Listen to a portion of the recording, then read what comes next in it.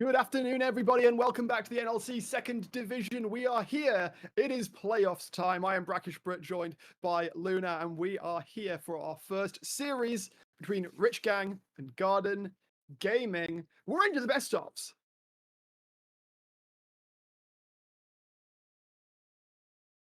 Oh, I did not catch the end of that. We're into It the best was ofs.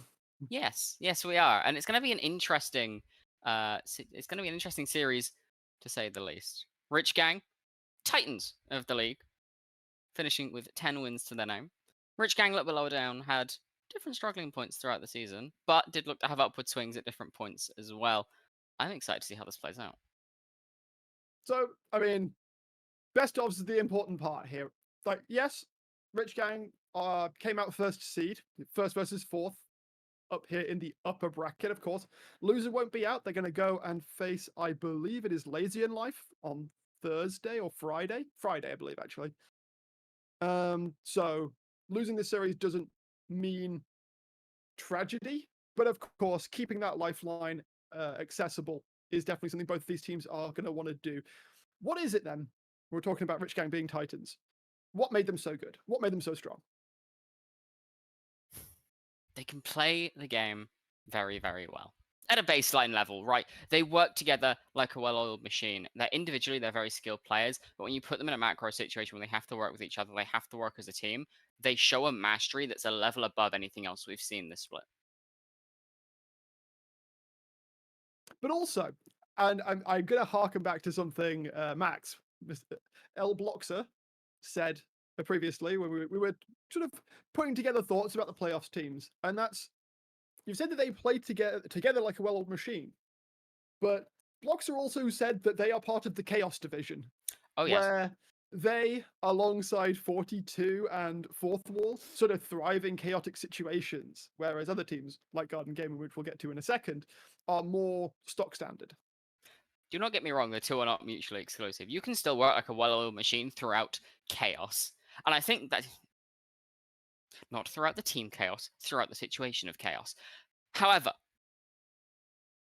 the two are not mutually exclusive. You can do both. And when Rich Gang are faced with this chaotic scenario, I think they show a mastery of it that no other team does.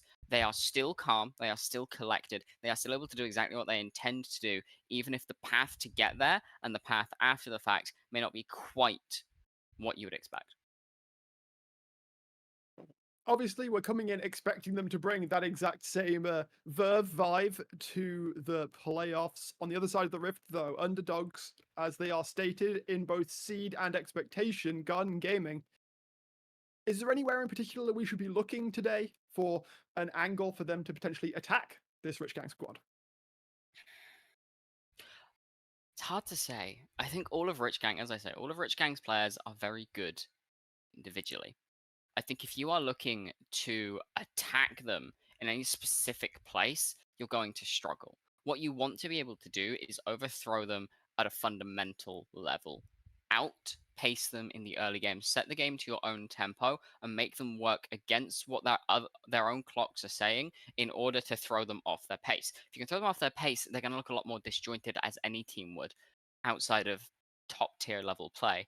So I think, especially for game one, you want to see about trying to throw them off their tempo, trying to put yourself in a situation where you are commanding the game and judge their reaction based on that. If they still react fine to it, you can go back to the drawing board. But if they don't, you've found your avenue for the rest of the series. I agree with you up to a point, but I do want to shout out because there is one Garden Gaming player that I've certainly had my eye on, and I know Zathos, we were talking about him quite a bit over the weeks, and that's Uzol in the top lane. He is probably the strongest split push top laner, like carry top laner, I would say we have in the league right now. Like he has, in a lot of situations, been able to have a team that are doing perfectly fine. They are like enabling, but he's kind of been the X factor, that this danger on the side lane that can TP into a fight, find a good flank angle. His signature Camille has always been terrifying. And on the other side, Rich Gang often leave Typical up on an island, which means that if Uzol is able to bring his top level performance, I think Typical might struggle to the point that they might actually need to assign Slice to help him out. Yeah, I think it's definitely a possibility. We'll see. I mean, split pushes are notoriously a bit of a difficulty to deal with, especially as the game goes later, right? You always have to be committing somebody to these sidelines, and if you do need everybody for a fight, you have to win it fast, you have to win it decisively, so that you don't lose too much on the side, or force the split pusher to join up with their team. It's never easy, but I think if there is any team that can deal with a split pushing style, it will be Rich Gang, because even if you have to commit Slice up to the top side for a little bit longer, it's not necessarily a problem. Slice, one of these bigger carry junglers that we've got in the league, arguably the best one that we've got in the league on that. So committing your carry jungler to your tank top laner who doesn't need resources to get themselves a lead, to then spread that to mid, to spread that to bot, and to just dominate the map isn't necessarily a bad thing, especially if you know that your mid and your bot lane can survive in isolation. If we look at the mid and bot lane in Kurosh, Mirai, and Kanska, you've got a solid set of trio in that bot side that can just hold their own while you just overload top lane. I think that would be a very good way to shut down Garden Gaming, but Uzol as well is perfectly happy to play a less crazy early game. And of course, these split pushers, especially his Camille, scale up very well as well. Like, you get to a point in the game, you hit 3 items on the Camille, and there is not anybody in the world except an incredibly like specifically fed member on the enemy team that can really deal with her effectively. Yeah, but it's all about slowing down the pace of that, right? If you can slow that down to a crawl, it's going to be a problem at 40 minutes instead of 35 or 25 or however long it I takes mean, to get let's be online. real.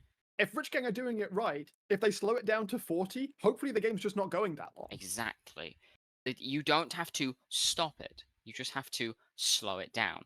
Because the problem with a lot of these big scaling picks is they don't come online fast enough. And if you can shut them down once or twice in the early game as well, they come online even slower because they have to start sacking everything. They sack every second wave. They sack the XP. They sack the gold. They're sacking objective pressure. Slowly but surely you start to run down. And especially if you get one of these split pushes up against you, you have to be prioritizing grubs as well. So you have to make sure that if your bot lane is stronger than your top lane, you switch them around ready for the grub fights. Because if you give those over to a split pusher, your towers don't exist. They disintegrate in seconds. Especially with the meta being what it is currently, right? We've got AD carries everywhere. I saw there was a post on the Twitters by Freak that he's going to try and take AD carries out of every single role, which I certainly like. Hallelujah. Let's have some mages back. Speaking of mages, though, there's a very tricky mage that's actually joining us on the Rift this patch. Certainly is. A little bit of a hop, skip, and a jump, says the bunny girl, as Aurora bounces onto the Rift. Hippity hopping her way into both mid lane and top lane. We'll see if she makes it through today. As I know one ban that left. we do. Not going to get banned in the first rotation. We know that she has been seen in some scrims. Obviously, she did get hotfix nerfed as well. But from what I've heard, these mid laners are both quite excited to give her a go. Rumble makes it through, and it's going to immediately be locked. Don't be fooled, though. Loki has played it in the jungle before, which has allowed Uzol. In fact, one of Uzol's best performances was this bait and switch of, oh, I'm going to play Rumble. Psych, here's Camille, get wrecked. I mean, there's also the argument that it could be taken by Squidly or Ermin as well, right? This thing is pretty flexible. But so is that. And that is just the strongest support on the patch. Nah, you can jungle it. Get out. I'm not going to stop. I know it The annoys you. The door is there. Go. Actually, it's there. Oh, it is. Never mind, you're right. Nice, good job. I'm not really surprised at all to see Corki locked in. That's kind of been the default we've seen Squidly play for a lot of the split. Does have the likes of Azir and whatnot in his wheelhouse also, but this definitely feels like Garden Gaming aren't throwing the playbook out of the window for this series, or at least not for game 1. No, and I think that's a safe bet. They're a solid answer into the Leona. Not the standard that we've seen, not this Nautilus, but it's enough to give you the room to breathe. We'll see what the answer is on 3. I would like to see this rounded out with something maybe like an Ivern, as we've seen. Ivern Leona is very, very strong. Granted, Slice is the carry of this team, so it's not really a guarantee. If this gets locked in, however, you are setting such a slow... Okay, it's not. I'll say you are setting such a slow pace for the game that it won't benefit Rich Gang at all. This is a little more aggressive, it's a little happier to see, and it has the impact in team fights that you need from a carry player like Slice. Yeah, it's not the fastest tempo jungler in existence, but obviously we know that AP junglers are incredibly popular at the moment, and I do want kind of your take here. Do you think that putting Rumble into the jungle here, into the Lilia, is actually a fine spot? Dangerous. It's very dangerous. In fact, you're going to get outcleared. Invades are difficult. You kind of win them if you can deal with her like not spacing you properly, but it's Slice. He's likely going to be spacing you to perfection and dancing around you as no tomorrow, and you've got no real way of catching up to her unless you can land one of those Electro Harpoons. I would love to see this shifted down entirely, and we see Corki Rail bot lane and Rumble mid in this situation, because it opens up Loki to do something that we haven't seen yet. Having a little bit of trouble with the drafting tool, but we are going to continue on from here. Production can let me know what's going on in a second. Okay, there we go. We've got at least the last ban coming through. Jace will be taken away. Kurosh has definitely played a decent chunk of Jace and the Yone. We know that the AD mid laners are very popular right now. I'm not going to believe that until you lock that one in, Slice. Although, I mean, I suppose Kurosh could play it. I feel like that's the sort of thing. Wait, the Lily is locked in. For... The Lily is locked in. It's Kurosh's Zed. Kurosh's Zed. Oh my lord. Okay, then. One of the original Zed players in the UK scene, by the way. And it's into the Corki as well. He's going to have a rough time in the first 5 levels, but once level 6 comes through, I feel like unless you're spacing amazingly with the Valkyrie, you're going to have just a really sucky time. Level 3. That is where this lane ends. Zed is very oppressive from that level 3 mark. You have access to the shadow. Sure, you can take poke from it, but you can also dodge away from it very effectively, and you don't need to be fighting the Corki in this lane. You need to get to level 6 unscathed, then get your backside back down to bot lane, and look to murder someone. It's Ezreal, it's a little bit harder. There's a role there as well. We'll see what's locked in for Uzol here, and if this Rumble is in fact going top lane. If it's not... Okay, you're looking at invading onto the Rumble. Okay, so K'Sante, it is still one of the Uzol picks. It's not as hard carry as the Camille would have been, but it does mean that you've got a very solid front line in the forms of K'Sante Rel. It means that Rumble, of course, can index more heavily into damage than having to be this sort of off tank. And so if Rich Gang disrespect in a choke point, then this could be very, very rough. It's typical. We'll round out the draft with the Renekton. R5 Croc is something I'm not a big fan of, but here we are. It is good into K'Sante. It's the age-old matchup where you just bully him throughout lane, but you do inevitably get outscaled. My eyes this game are on Kurosh and Mirai. Can they get themselves to a point of strength? Because this Zeri, while it scales very, very well, so does the Ezreal. The Ezreal, while it is nerfed, is still very strong.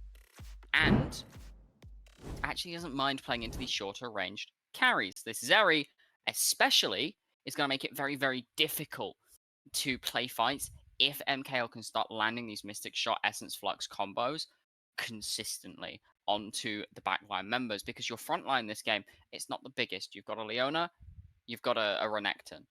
The Lily is looking for a flank, so if you can get it past to hit this Zeri square in the face, or this Zed square in the face before you die, you have done your job impeccably.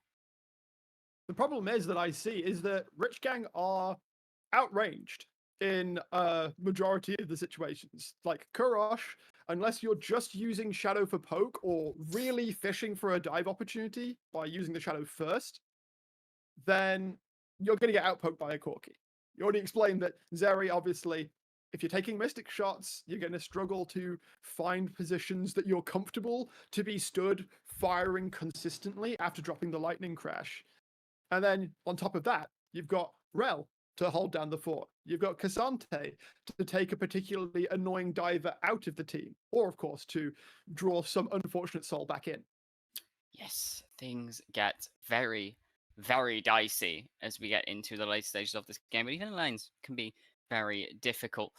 My eyes are definitely on Karosh and Mirai, though. The onus of execution is absolutely on them to show us why these picks are what they opted to go for in this situation, especially Karosh. I mean, as I say, this is something that Karosh is known for, but at the same time, this isn't a champion that's meta by any means. This isn't a champion that we see very often at all. And if Karosh can pilot it to near perfection, this game, it may just be done before it's even begun. We'll see if that is the case. I do still have some reservations about how well he's going to be able to survive the lane, because early on, especially level 1, 2, 3, Squidly can just walk at him with Gatling gun on, and Zed really cannot do anything to meaningfully counteract that. Yeah, you just kind of get to plod along, walking at this Zed, firing bullets. However, that is not the be-all end-all in the world. Zed, you're used to it, right? You're used to playing into Syndra, you're used to playing into Orianna, you're used to playing into all sorts of different mages. What difference is a Corki, really? And it was actually one of his better matchups prior to the Corki rework, because Corki is relatively short range in terms of a mid laner. He doesn't have the most range in the world until you hit that level 6 mark with those rockets, and they have been cut in half in effectivity, so it's going to be very interesting to see just how this plays.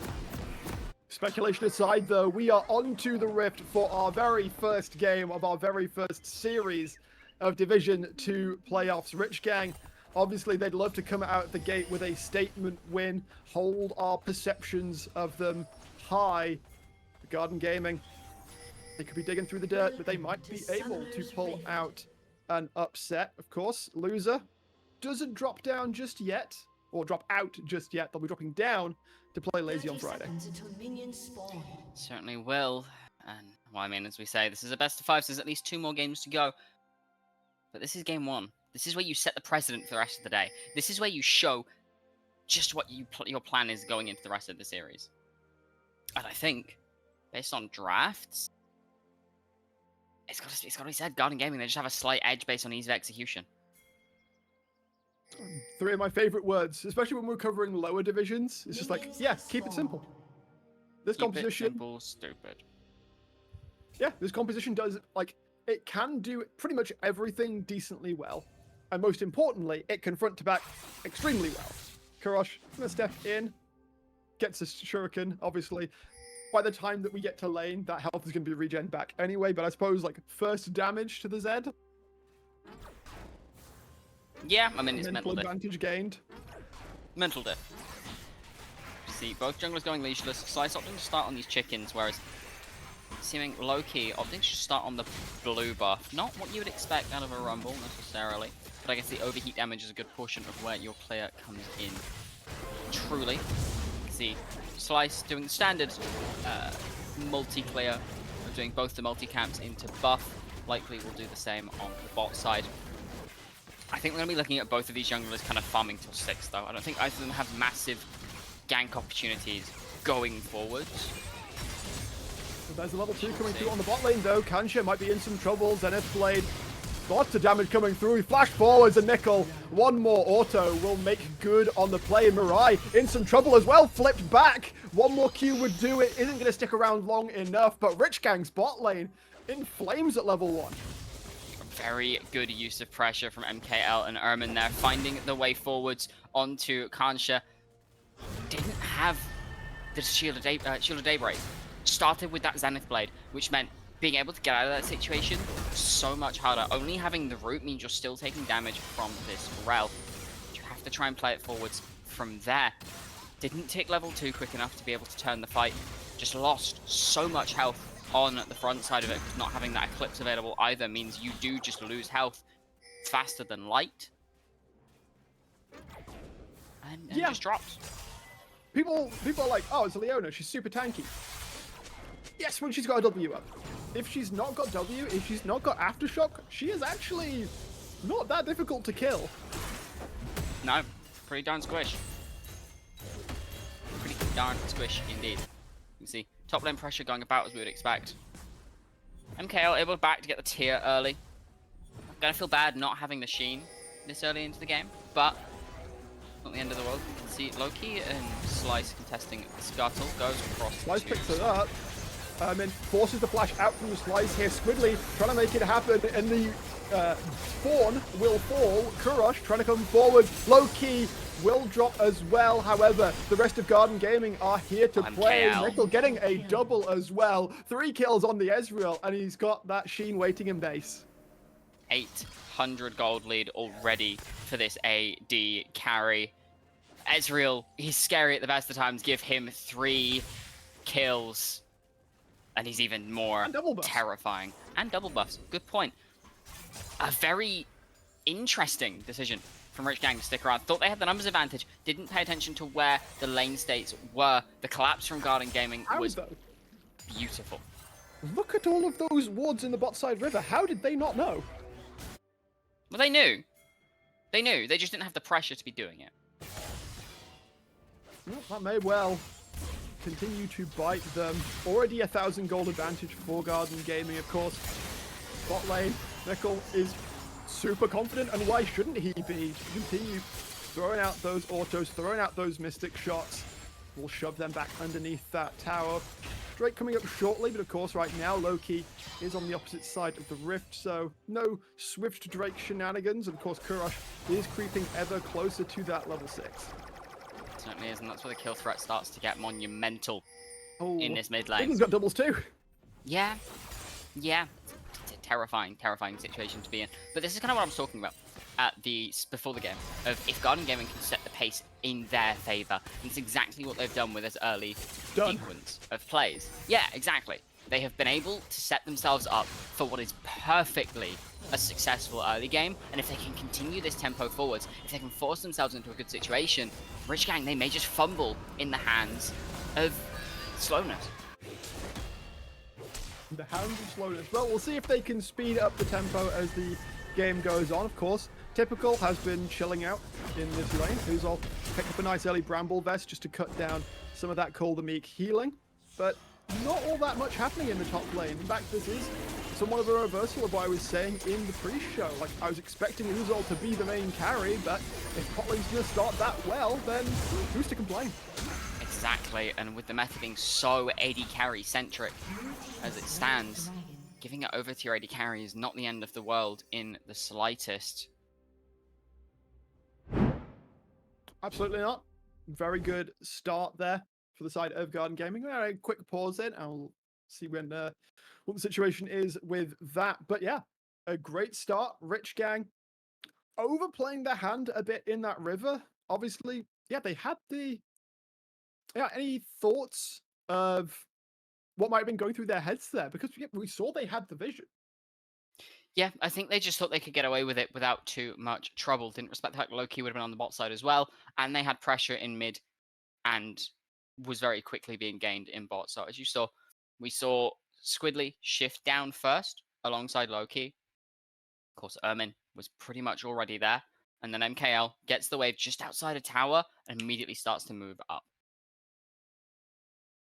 And yeah, that single action put him at this fantastic lead, nearly 1,000 up in this early stage of the game. And that means, I mean, that's probably what, a good 3 minutes of effectively like just free, like if time is money, that first item is probably going to come in about 3 minutes sooner than it would on the opposite side for Mirai.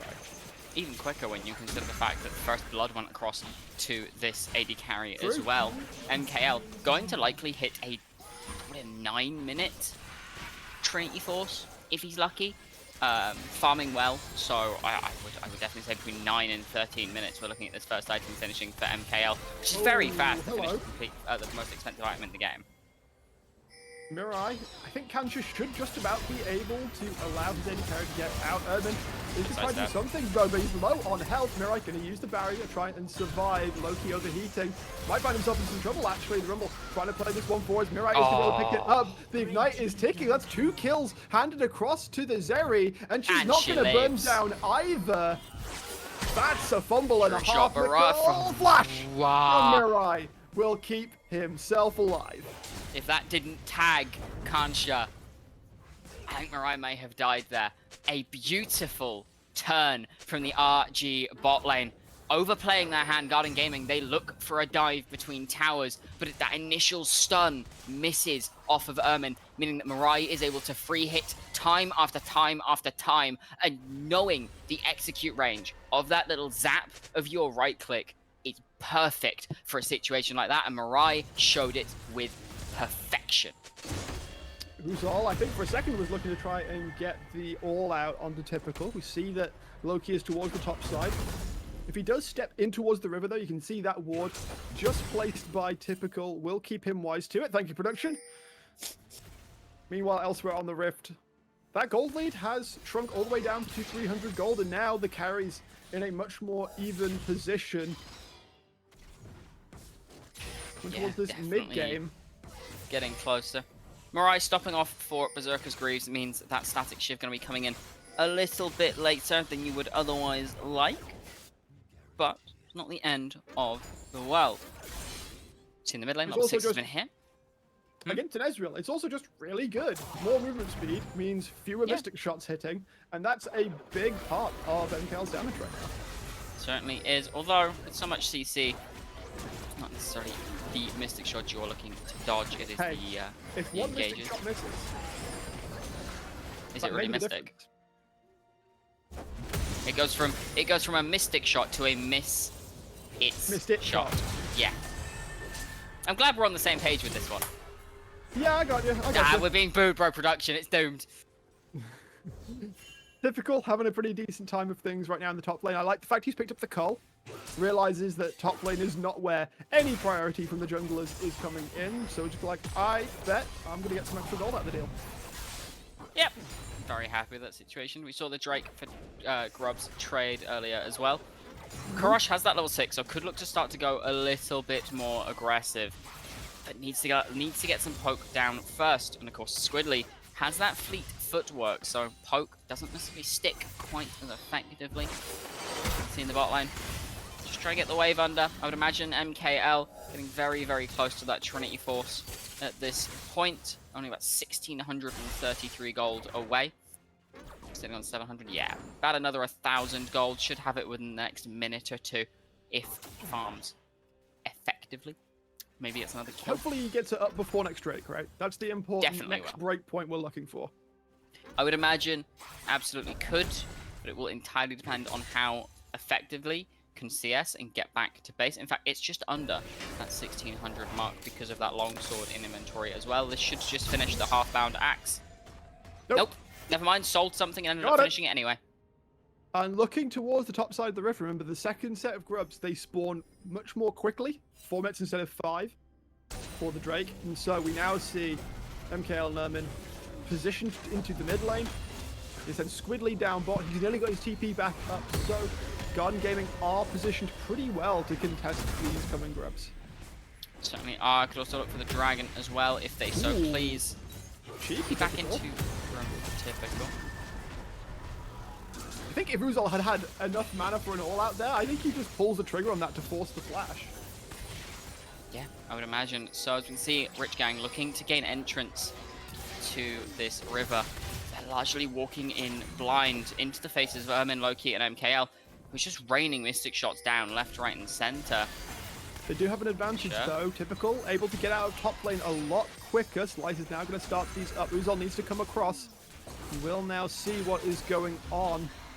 TP coming in from Squidly as well though. Uzal got to position himself properly. The fourth grub has already been, and the ultimate dropping down. Korosh looking to come in as well on the Zed. Magnet Storm doesn't actually find anybody. Ermin might be in some trouble here as the Rel way too far forward to do anything. Kansha going to catch on to Uzal. He's tanky, but not tanky enough. Going to use the all-out, but Mirai is able to pick him up.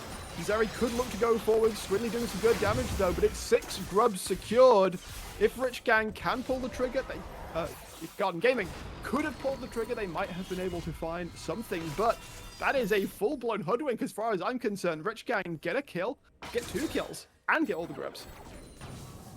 And Kale just couldn't get into the fight quick enough to allow them to run with it. Rich Gang, they use that pressure, they use that knowledge to perfection. Mirai sitting just far enough back. Typical. I think Squidly may have just killed himself. Never mind, he should be okay. Typical, not really able to follow. Does have flash, but so does Squidly. Corki should be okay for the time being, and of course Valkyrie will be back up some point shortly as well. Garden Gaming maybe licking their wounds a little bit after their fight. They have conceded the gold lead. They're not going to be able to pick up that second Drake though, so they do give themselves a little bit of a comfortable buffer, so that if Rich Gang do keep pushing the tempo, they're still okay to lose one Drake, maybe two, while they scale up. Absolutely, but the problem now is Mirai now accelerated ahead of MKL, and Zeri is not a champion you want to accelerate. Only about 100 gold lead individually. But I mean, you hit your item spikes that little bit sooner, especially with them being a little bit cheaper than Ezreal items across the board. Is MKL really going to start to struggle going into the next couple of stages of the game? We expect the Runans to be the next item coming through for Mirai. Allows these team fights to go through a hell of a lot more effectively, especially into things like Rel, into Rumble, into Cassante. They are looking to stack, they are looking to group. Going to be hitting multiple people once that Lightning Crash comes down with that Runan's Hurricane. We find ourselves in a bit of a lull state right now, you say. Rich Gang sink about 1,000 gold up. The True Shot Barrage will be able to deny the recall, or delay the recall, out from Kansha, but as the map stands right now, looking at typical, that tower doesn't look like it's terribly long for this world, already down to a single plate, and of course with those Void Mites spawning, yeah, that's pretty much going to be a nice free pickup before they plates drop. Very happy with that, as typical, just letting as many minions die to it as possible in this situation. Denying as much gold from your counterpart as possible. See, towards the bot side, Kurosh and Slice just walking around in their blue side jungle. Seeing if they can catch somebody unawares, catch somebody out. Low-key down here as well. We'll catch Kurosh on that Scry's Bloom, which should give Squidly a little bit more safety. Especially with Loki sticking around, trying to dissuade anything from happening. Erman's looking in here. Kurosh might find himself the recipient of a dive. In the meantime, the rest of Rich Gang, oh, yep, there is said dive. Kurosh dipping, diving, back and forth. Squidly going to be putting the damage down, will be able to pick it up, and the aggro is pretty well split, so nobody will drop in trade. However, Shelly will be secured, and that does mean that it will be more than likely a second turret going down. Gale needs to be careful. Typical could look for an angle in. Could be two turrets here, actually, unless Loki can get in decently quickly. The charge now coming through.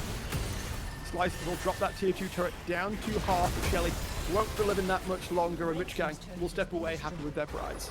Certainly will. I mean, we saw it in the bot lane there, the dive. It was very well executed, but Kurosh dashing back to the shadow, flashing still on that red carpet. The equalizer melting through this Zed's health bar already, making it so difficult to play these fights forwards.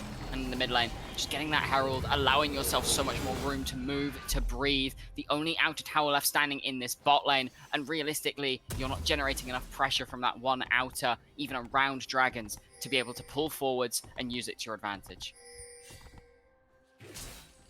You can see, we were talking earlier in the game when the tempo was that little bit slower, whether Rich Gang could turn it on. I think we can definitively state that that is the case.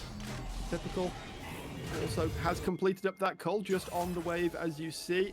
Has that first item completed in the Black Cleaver, which is going to continue to make Uzor's life just kind of miserable in the 1v1 situation.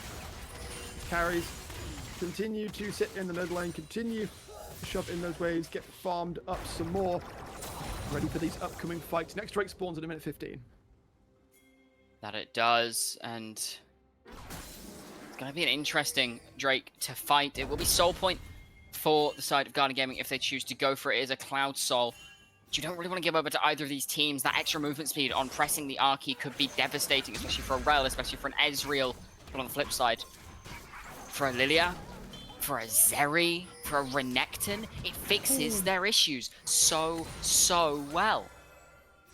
Yep, target access becomes so much easier for Typical especially. Like, just press Dominus, run at them becomes an actually like legitimate strategy. Yeah, it absolutely does. I mean, you look at that, you also would get the Lilting Lullaby down, and suddenly, instead of a deer moving at Mark 5, you're a deer moving at Mark 10. You're going so extremely fast around these team fights, and the Zeri, who already builds up so much speed, is the Solar Flare. Comes down, but not all that effectively. However, it's still going to be enough to completely lock down Loki, and with the jungler down, Gun Gaming, unless they can find some really good picks. Typical tries to flash in, will be able to find some damage, but gets melted by MKL.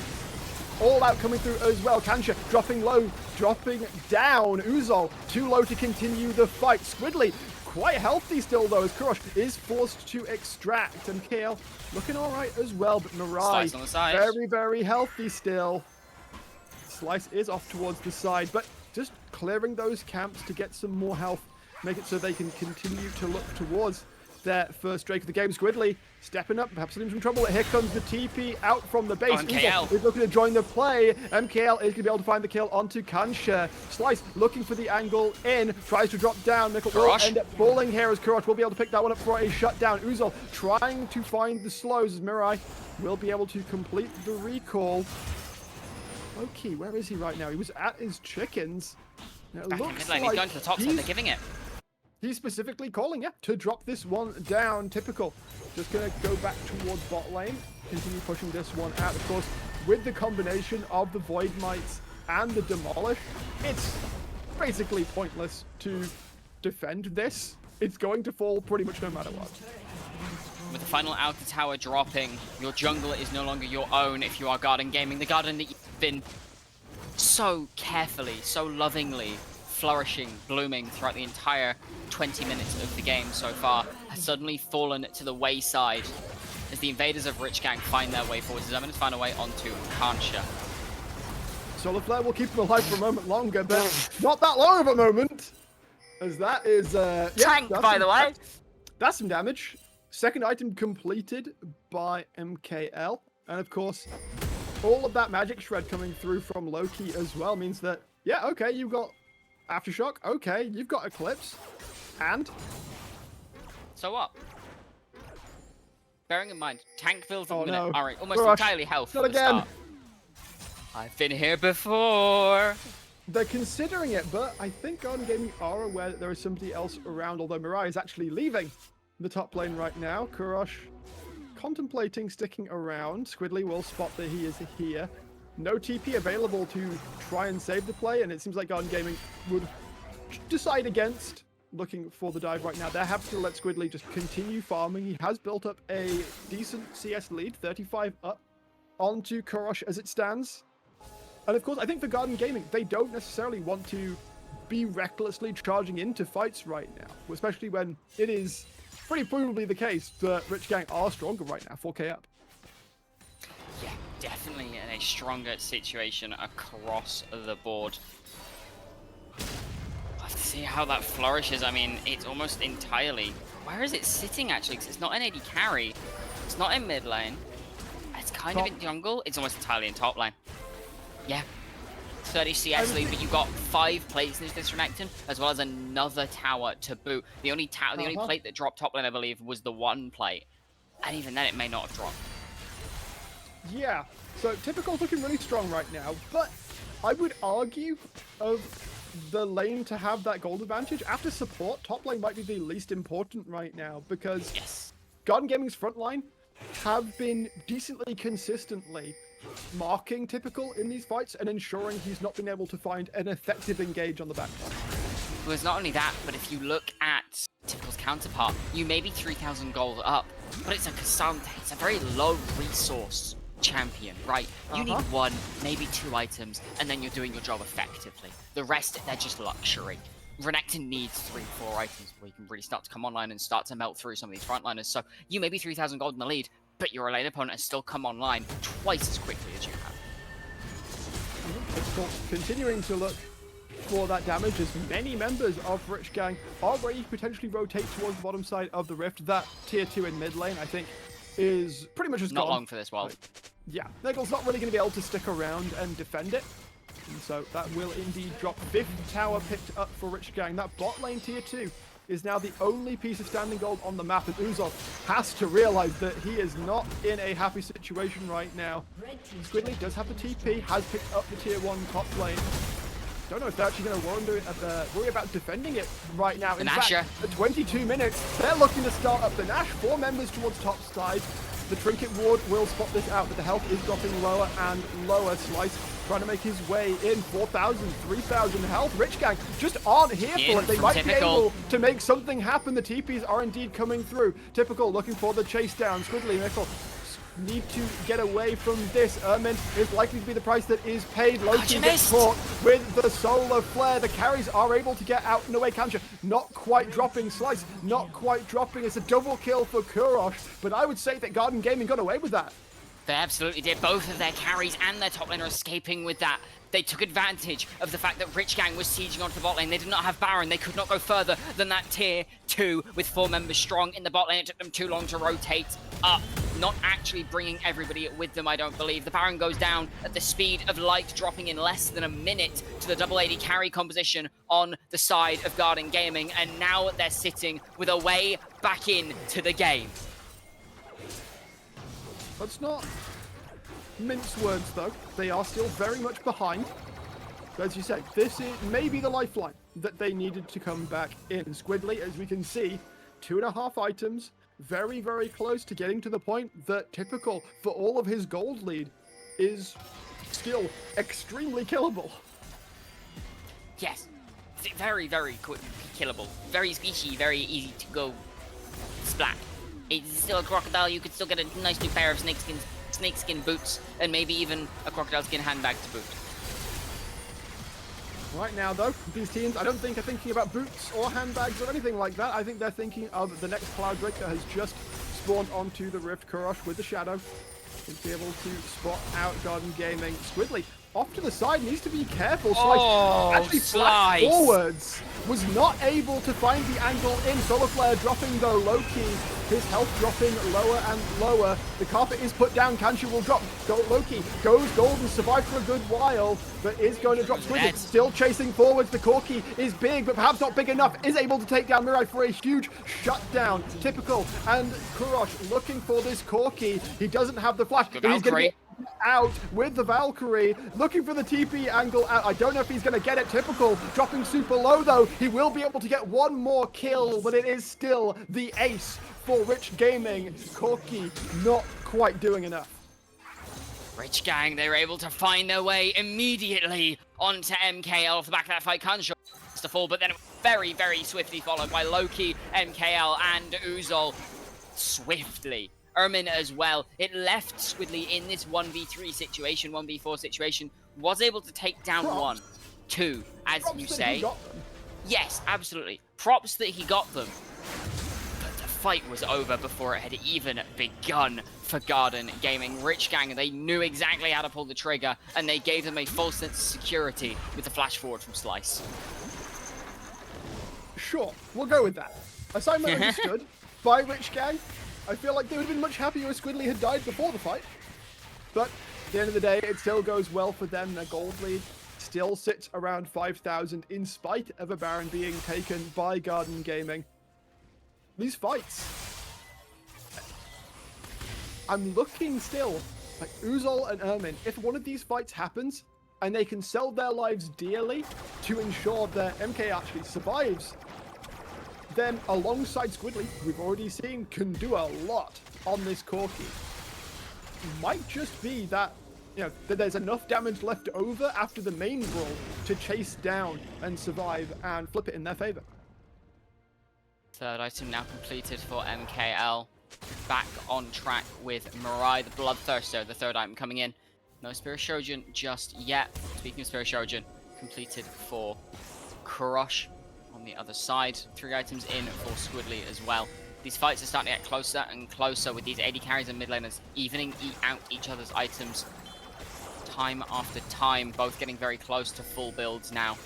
Not going to have much longer until they are as strong as can get, and when that happens, you're relying on your front line to be the exact thing that saves you. If you can stall this game out as Garden Gaming, you rely on your team fighting prowess and your front line advantage. You have to get there first. Right now, they don't have the luxury of doing that. Honestly, minute 30 until the Baron joins us back on the Rift. The actual last piece of standing goal on the map, the tier 2 in top lane, is being assailed, but shouldn't fall for the time being, at least. I'm looking at that vision, though. Look at how red that topside jungle is right now. Garden Gaming just not able to get any wards down. I said it earlier, but I'll emphasize it again. The jungle of Garden Gaming is completely forfeit to the invading side of Rich Gang. They have total control over the map as things stand. Your base is your only solace as Garden Gaming. You can't really step anywhere. The shadows just waiting, lurking, ready to have a Zed appear out of nowhere. Maybe accompanied by a crocodile, maybe by a deer. None of which you'd expect to find typically in a quiet, serene jungle. I don't know. Like, deer are pretty chill, mostly.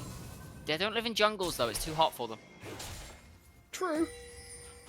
I don't know. I know we call it the jungle as the sort of colloquialism we held onto from Dota, but I don't know. That does not look particularly hot or humid to me. Especially an ocean. An ocean rift. I think it's a nice, pleasant forest. Right. Taking the damage from the True Shot Barrage. Garden Gaming feel confident enough to step on in. Of course they are. 5 members to 4. Kurosh currently in the bot lane right now. Garden Gaming, they're not quite able to take the tower down. The wave doesn't last long enough, but it does give them the freedom to walk up into the river. They can chill.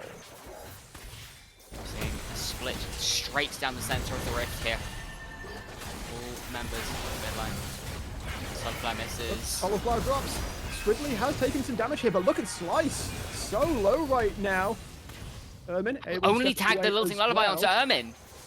Yeah, that's rough, especially since now Solar Flare is also down. The main engage tools from Rich Gang are now unavailable. They are going to keep throwing Swirl Seeds through, but there's no risk of sleeps now.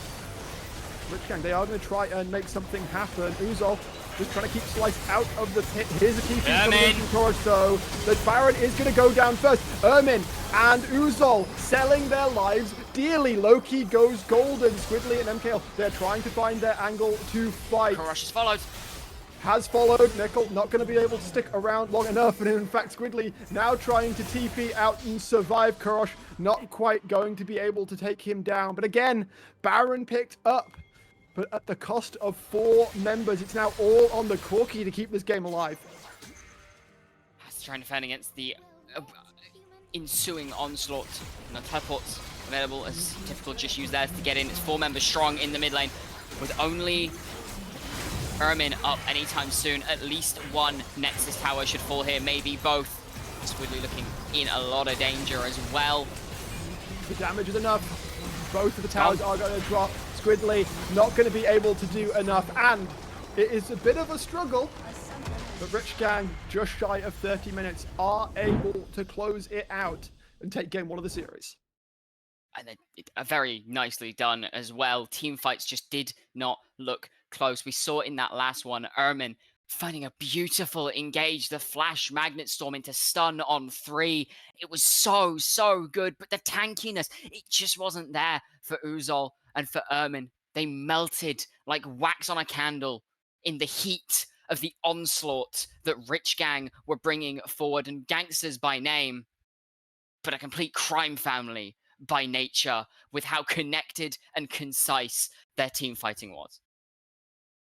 Also, in that Baron fight, yes, Ermin found the good angle, but if Squidly and MKL committed to it, the fact that Rich Gang didn't just all walk up the river to contest, we saw Typical was coming around from the side. Kurosh, same. It felt like if Squidly and MKL fully commit to trying to take down those members that got caught by the Magnet Storm, they were just going to get dogpiled on and deleted. It's definitely a possibility, but it's very hard. You're playing quite slow at 80 carries. You are looking to get this poke in before anything else happens.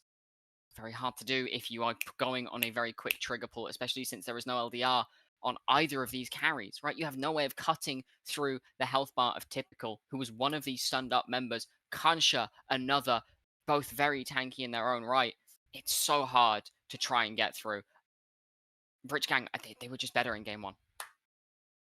Plenty of good signs from the side of Garden Gaming, though. I feel like they're going back to the locker room, as it were, with plenty of good points to work from and build upon. They have selected red side for game number 2, so of course we'll see how that affects draft as well. Speaking of, though, we're going to take a break and we'll be back for that in a few minutes' time. Don't go anywhere. Plenty more Div 2 action coming right up.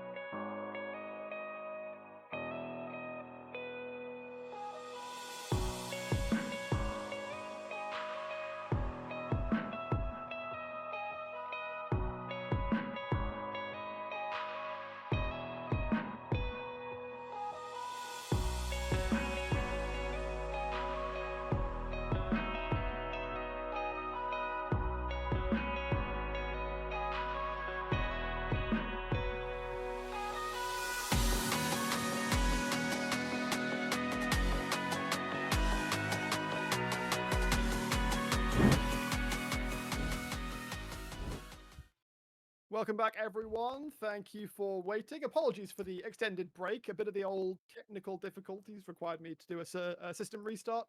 But we are back ahead of game number 2. Don't worry, it wasn't anything to do with the gameplay. It was perfectly solid win coming out from Rich Gang. Yeah, definitely was. I mean, it looked shaky in the early game, and it looked like Garden Gaming could maybe take the first game of the series. And then team fighting came along, and that all went out the window.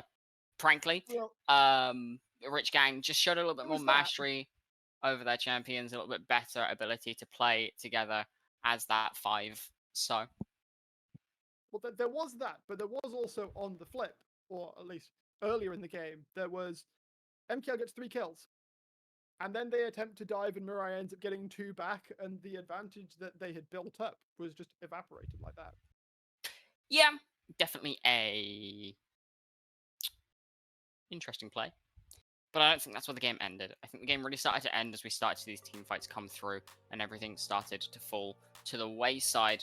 Now, into a draft. See if anything changes. I believe. Gun Gaming should be on the red side for game 2, unless I'm not much mistaken. Doesn't look like the change was made in select based on where the names are. We'll figure it out. But right now, mostly same bands coming through. Zyra gone, Kaiser gone, Ash gone. Those are things that we very much expect to see. Still no priority towards the Aurora, but the teams are most definitely switched. Just because I can recognize the bands, and the bands from game 1 were the other way around. So this is RG on blue side and Garden Gaming on red. So just bear that in mind. The champions that are picked are for the counterpart on the other side of the there draft. goes Slices Gwen. So yeah, this is definitely Garden Gaming banning. Yep. I think the third ban here was Illusion. Do you think? Hmm? Do you think anything from last game is really worth banning? Maybe the Lilia. Zeri as well, another solid one. But you do have Ezreal open as a first pick for Rich Gang now. I'm not sure if it's something that Mirai happy to just up and grab, but it is very strong. I would hope so. Yes, so would I. It's one of those champions that you should just be able to pick up and play if you're an ADC at this level. And alternatively, of course, you could look to prioritize, say, the Rumble. I am uncertain what was picked there. I'm sure production will praises of the situation momentarily. Let's see what is occurring. Okay. Leona first pick for Kansha. Makes sense. Makes sense. This champion's Giga broken. She's good, but She's Giga broken, dude. Is she like, really she's... be-winnable considering Yeah. all of the broken carries that are around? Yeah, she's so broken. She's like the one support that's still fine after the Warmog's like mini nerf, because she doesn't need the thing immediately. She just needs the health because she gets so much innate resistance from her W. Well, we'll see that Loki is going to take away the Lilia from Slice. We see a Varus locked in, which is a carry that's kind of fallen off the cliff in terms of priority lately.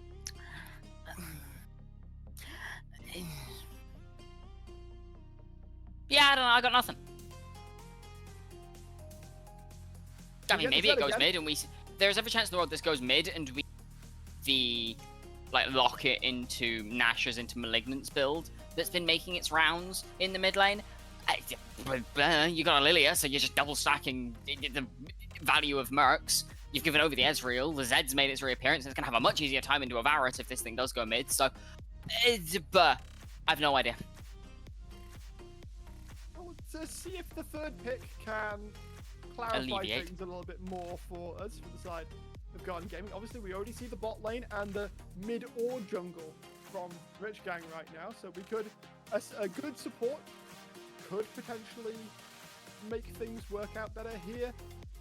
Nautilus, it's fine. I am still concerned about the longevity of this Varus.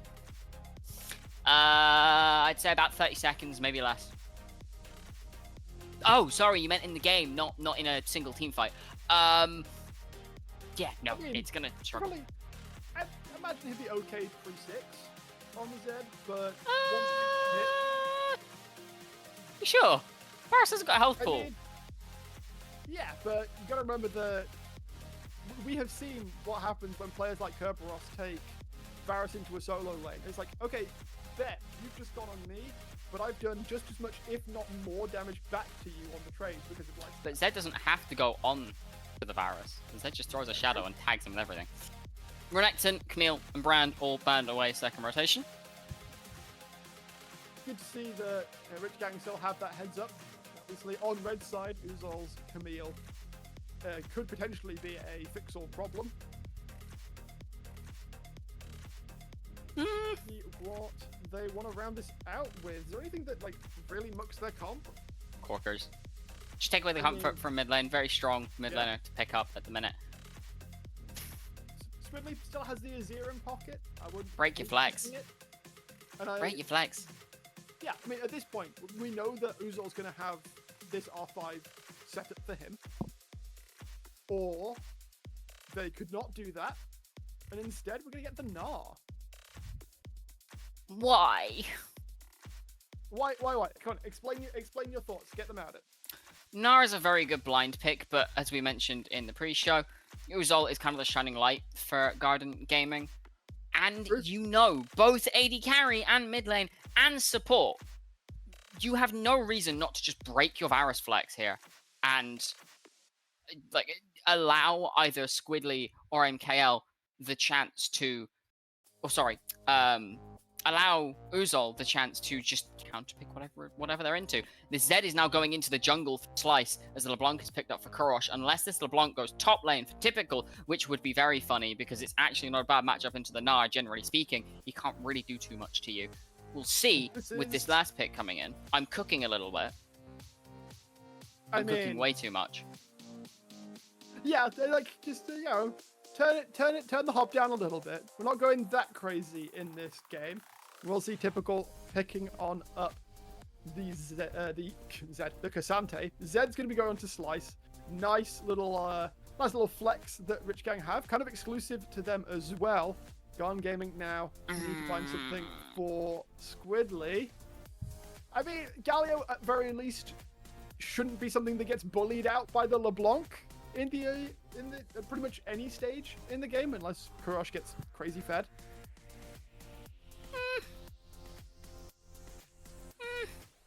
But you also can't keep her in lane. True. And look at what she's got to go to on the bot side. Yeah, Leona Ezreal's pretty strong, and I do definitely. We already talked about our concerns about the longevity of the Varus. So it's the question mark does kind of sit above the head of MKL. Can he survive, position well, and even if he dies in one of these fights, can he position such that somebody else on the team can pick up the slack? Although that person has to now be Uzol, because presumably we're not going to have a full damage Galio. No, it's got to be Loki. If it's going to be anybody, it's got to be Loki. This Gnar cannot go a less Bruiser style build than we're used to. This Gnar is pretty much our entire team CC with that Gnar. If you're not lining them into a wall, team CC. Not single target, you're dying in the spot CC. Gotcha. Okay. The multi-targeting CC. If MKL drops in the first 5 seconds of a team fight like it's expected into a double assassin composition, you're relying entirely on Loki to be able to run this fight. I'm not going to lie to you, Rich Gang have just blown this draft out the park with everything they've given themselves. It's so much easier to play despite the high mechanical ceiling of the champions because you have a very obvious job, kill the damn Varus. Even if Varus rushes Locket, which you don't see happen on AD carry Varus for a very good reason, you don't have the damage if you do, you have to spec into AP. You have one choice as Garden Gaming here, and it is snowball the ever-loving Christ out of this Lilia. Because if you can't do that, your team fight falls flat on its face, and even then, she likely dies at the hands of the assassins as well. So you have to pick between two evils here. Who would you rather die? Your Lilia with a pretty impactful ultimate, or your Varus who holds 99% of your damage? If Rich Gang don't take this game very, very cleanly, I will be surprised. Chaos factor comes in a little bit, though. We have seen, though, that Rich Gang, they are sort of the kings of chaos in our league. They do, you know, they were shaped by it, molded by it. And we are coming out onto the Rift for our second game of the day. And yeah, I just love the fact that the Zed Flex is RG exclusive. Slice and Kurosh, just chilling on that champion. And as you say, we could be seeing some very flashy plays from this mid-jungle duo of Rich Gang. Yeah, we definitely could. I'm very concerned.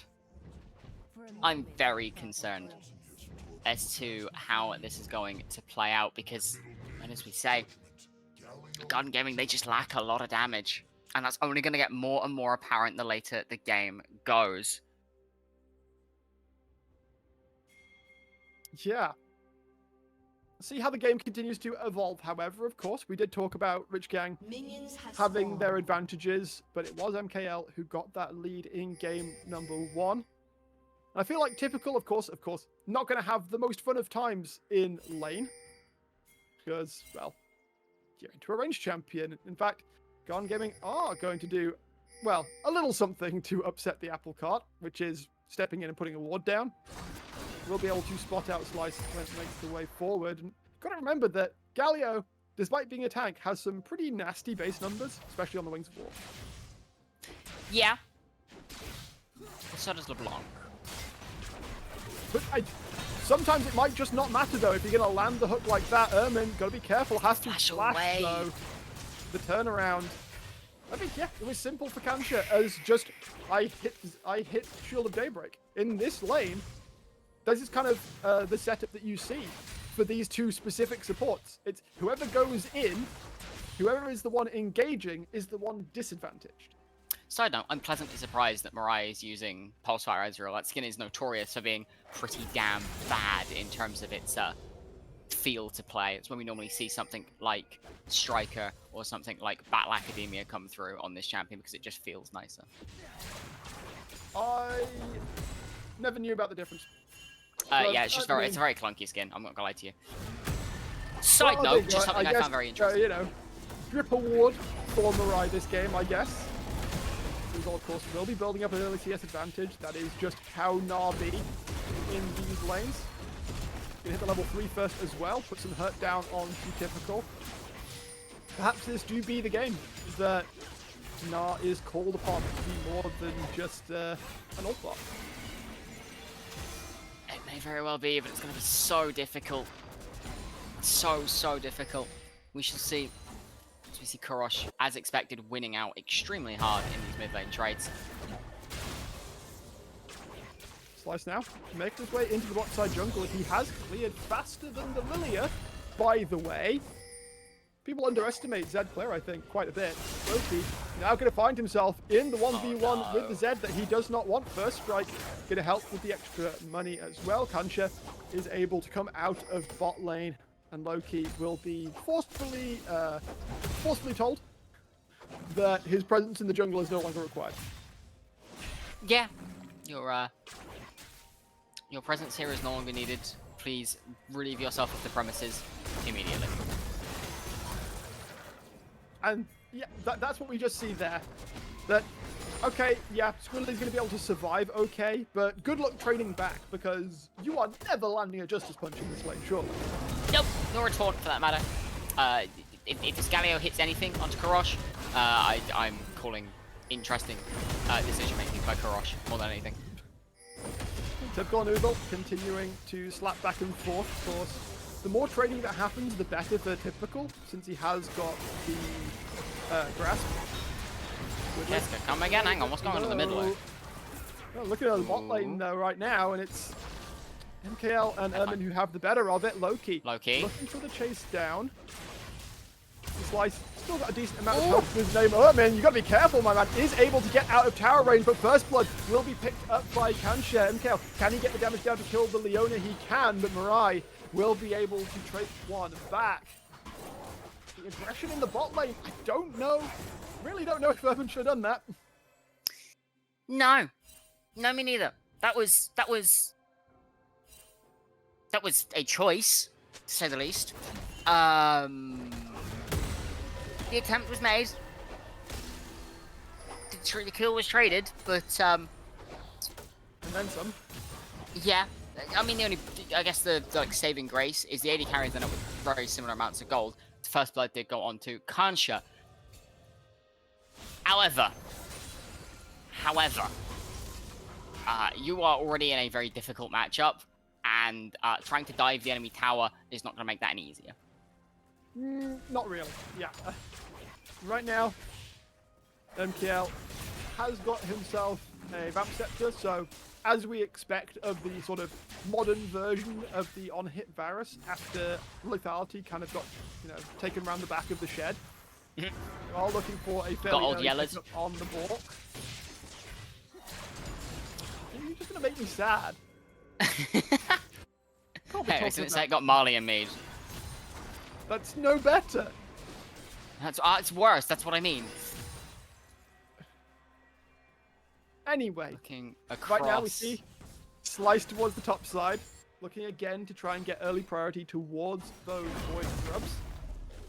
Loki will make his way over towards the dragon. A little bit lackadaisically, I might say. Ermin will be there to assist. MKL, of course, having to sit way back, else he'd be engaged on by Kansha. Yeah, all good. The trade that we expect to happen in the early stages of the game has happened. Good-o. Everything, I would say, for the most part, apart from, those kills, the whole map is going pretty much as expected, although Uzol taking a lot of damage off of Typical there, has to hop away from that last part of the Intofo strikes. Yeah, I mean, the early game is going to be the quietest part of this game. I think once you start to see that first item coming, you start to the 2-3-man fights around objectives, things are gonna start to get a lot more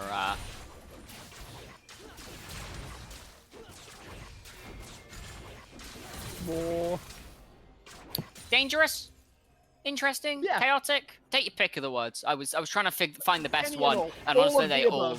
Yeah, exactly. Yeah. Take your pick. It is going to be Parents as the game continues. Right now, though, we have a relative moment of calm. Slice stepping into the topside jungle of Loki, tries to steal away that red buff.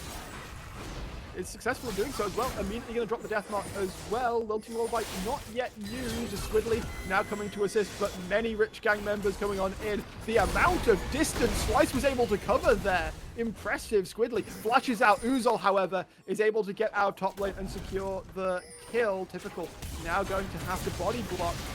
Trying to get out, but Ermin steps up too far. Chain of Corruption isn't going to mean all that much as the support drops again. Again, saving grace, the kill goes to Ermin. Ignite doing a lot of work against this Nautilus, I'm not going to lie to you. But it's still problematic. MKL does not have the space to play this lane. No, and you can see it in the CS as well. Already 13 CS down. We still have that kill. No, at this stage of the game, if that were happening, then I think we'd be looking at this from a even worse scenario, but... Yep. For now, the gold lead sits around 1,000 for Rich Gang. They're just trying to play this out cleanly. Kurosh might be in some trouble though, as Ermin flashes over the wall. And all is forgiven, Ermin, as that was a roam for the ages. Just enough damage to completely blow Kurosh up before getting to move. Again, the only downside, the kill has gone on to the support. It's supportal combat this game, lads. I mean... Yeah, he's evening up the gold lead in the role, considering Kansha was able to get 2 kills in the early stages. Has got a lot more CS to his name as well, actually. Yeah. Yeah. Pressuring Leona off of the wave is, arguably the, easiest thing to do in this lane. The second you're pressuring her too much, you're dead where you stand. So it's a bit of a trade-off, right? It's, you don't get to hit CS, I don't get to live. Which one hold means up. more? Hang on, Squidly landed a taunt. Kurosh, what did you do? Kurosh, don't lie to me, Kurosh. Nearly got the Justice Punch as well, honestly. Good lord, I was about to have a heart attack. Squidly, okay, now that he's got Mercs, like, this poke damage is feeling kind of ineffectual. He is going to be able to survive for a good long while. Has gotten through the refill potions, though.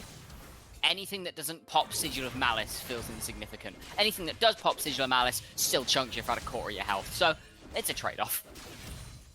Yeah. Sigil of Malice is it's pretty nasty, funnily enough. If we look across the map right now, we can see Slice again towards the top side of the rift. Second set of grubs are just about to spawn. Uzol, however, in a good position to move, but unfortunately Typical is not going to be far behind him. The first grub has already gone down. Slice is going to try and abscond from this situation, although Turok is coming to assist. Typical also potentially coming to help out. Garden Gaming, they are able to secure at least one. They too are now going to step out. It ends up being 5 grubs. Good ultimate, though, coming down onto Slice and Typical. Low-key dropping, though, as Kurok will be able to pick that one up. Rocket coming through. Is there the damage, though, as Squidly is going to fall? Now it's Uzol trying to bounce his way out. Ermin not going to be able to do any damage. The flash from the Gnar will keep him alive. But again, Rich Gang able to get more numbers into the relevant area of the map. That's not great. You've just given Zed a double kill. And this is Slice's Zed as well. Like, yeah. This is a you know what? I won't say specifically Slice. This is a Rich Gang Zed. Because we already saw what Kurok was able to do on that champion. This is a Rich Gang Zed. But, wow, okay, Typical. TP's, I don't say, TP's in, loses 2/3 of his health to Uzol, and in fact, might just have to go straight back to base because Slice is on the complete opposite side of the map. Like, you need to be real careful. Flash is just about to come back up, but you are in a just a kind of miserable spot. Maybe a Rich Gang Zed, but it's a ZZ, and more importantly, it is Slice, who we have like labelled as the, you know, big carry jungler of NLC Division 2. See the bot side, Loki just being kept out of this dragon. It does go down. More than kept out. Might just get bodied out as Squidly now trying to tank it. MKL coming through. Chain of Corruption is able to do a good amount of damage. Kancha trying to find the damage onto MKL, but no one else is there with him. And Garden Gaming may have just found their moment. Mirai trying to go over the blast cone, but he's getting completely bodied out. Tries to go over the wall, but MKL is stood there waiting with an arrow in hand. Well, that was a fight for the ages. A double kill going across to MKL, as well as another kill landing into Squidly's lap. Not too upset with how that goes. Did get the dragon as Rich Gang, so it's a small solace. But what the Zed giveth, the Zed also taketh away in getting immediately one shot. Yep, there is some risk to that champion. Goodbye, Squidly. Has his flash available, but yeah, it's not going to matter. And that's what Double Assassin does to you. Death Mark! I didn't realize Death had the same name as my brother. He's coming in towards the bot side right now. Zenith Blade not quite ready, as Kurosh, however, is more than ready to farm for a Nautilus. MKL going to be able to get out just fine. But still, it's Rich Gang finding those individual plays. Yes, that last major fight didn't go so well, but it did feel a little disjointed. So, not too surprised to see that Garden Gaming were the ones to get the better of it. You can see Kurosh just chunking onto Uzol there. That's not even a full item power. No, it's not, but this is LeBlanc. This just is LeBlanc. Doesn't even have the Sorks, might I add. So in the bot lane, Squidly. Squidly, though, coming in, doing some good damage. Will he survive long enough, though, is the question. Very much not. Flashes away to avoid the Mystic shot. Tower will also drop first brick across Rich Gang. The gold lead hasn't really grown, though, in the past few minutes. That was a dangerous decision. You've got Hollow Radiance and Merc Treads, and you're stepping into the face of an Ezreal with Trinity Force. Brave, Squidly. Very brave is the wording I'll use. Garden Gaming looking for this Herald. Should be completely uncontested. They're saying that, yeah, Slice on the bot side. This should just fall unless Kurosh can make this right. Actually, and Garden Gaming will be able to secure it, but will they be able to get Deathmark. out? MKL, Deathmarked up, stunned up, surviving pretty well though as the fight gets broken down into small pieces. Typical, now dropping low. Kurosh now trying to find the angle on the backline. Squidly with the ultimate makes it so that damage is moot. Loki now dipping in, dipping out, trying to find their target. It's going to be Kansha who has given up, but they left MKL behind, and Kurosh will say thank you very much. That's a free ADC. Very nicely done by Kurosh there. Sees MKL staying to hit the ward and just turns on the spot.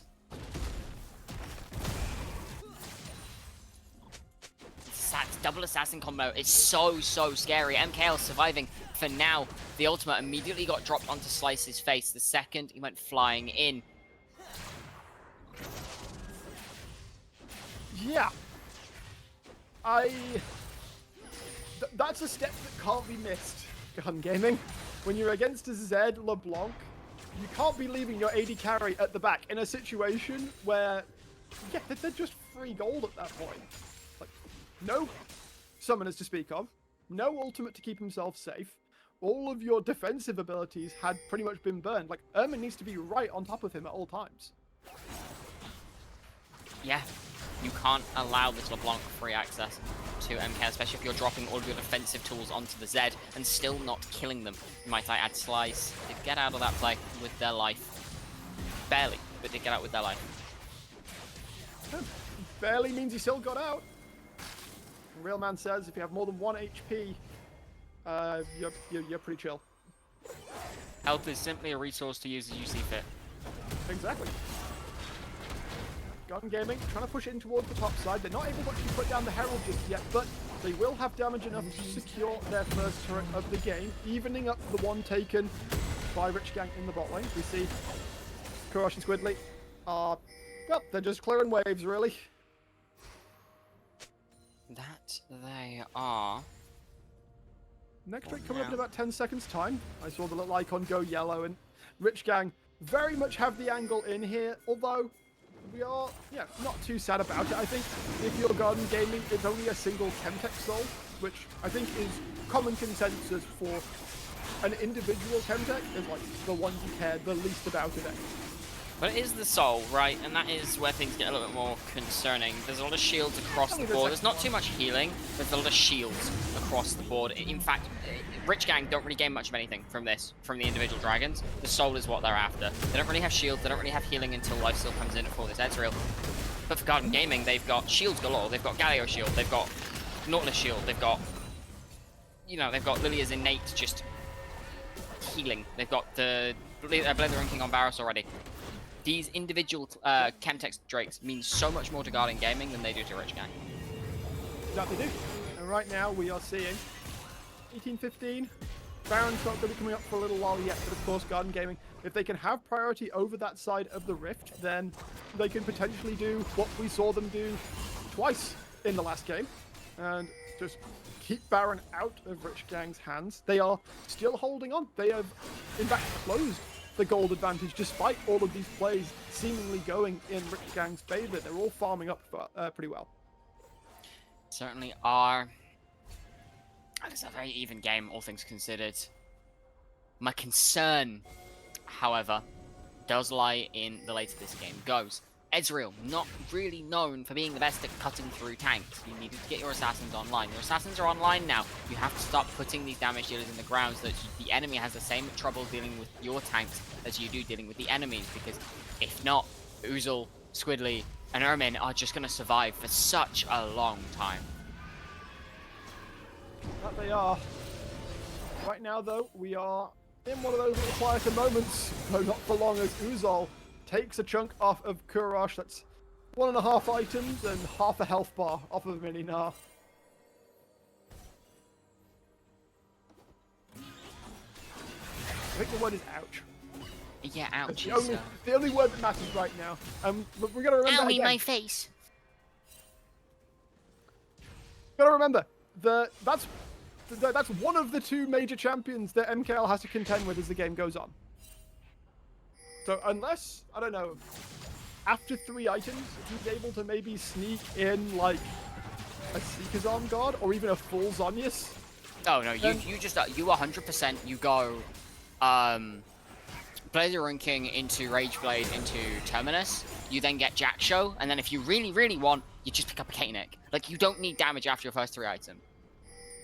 I forgot Terminus existed. I haven't seen it built, I think, in a little while. But still, it's very much only on the on-hit champions, and we've not seen on-hit champions for the last like 4 patches. Well, we are indeed seeing one now, as you rightly say. Ginsu's Rageblade has been picked up now by MKL. He's going to be able to compete in the damage stakes, but obviously needs to be closer to the enemy to do it effectively, which of course is exactly what Slice and Kurosh want. You see, a vast majority, again, of Garden Gaming members are the top side of the Rift. Slice is in a position, has now been spotted out. I wonder if Garden Gaming want to just pull the trigger on Baron. They definitely could. Like it also bears worth mentioning that the Varus changes that did shift him away from lethality reward you for just hard stacking into attack speed. You can break the attack speed cap. You are now a reset champion. Low key has to flash out. Kanji looking for the chase down. MKL down to about a third of health. Kurosh trying to go in. We'll get the ultimate out from Squidly to keep that Lilia alive. And Baron is very much a distant hope at this point. Teams licking their wounds. We'll just go back to a way. Certainly will. Just to finish off the thought that I had very quickly.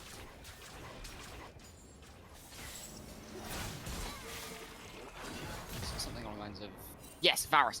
The changes have meant that you can not only break the attack speed cap, but you become a reset champion. You gain AD and AP based on your attack speed when you get a takedown. You are very much in the same vein as Jinx now, where one reset and you can start to melt for a fight. Problem is getting that first kill in this game.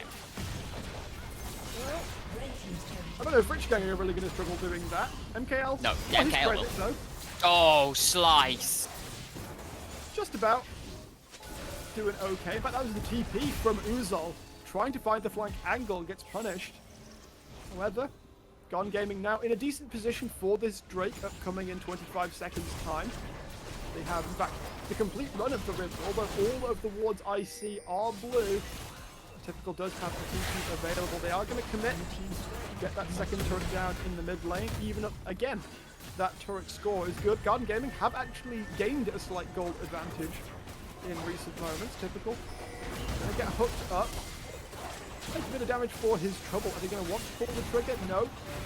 Third of health gone. Kurosh stepping in, being annoying as always. Garden Gaming kind of split though. They do need to be able to group back up as MKL took a chunk from the True Shot Barrage. Are going to be able to regroup in the mid lane, but that does mean that they are ceding the pressure that they had worked towards in the river. It does look like Rich Gang are going to be the ones to secure the ground. Could be. Certainly will be, rather not could be.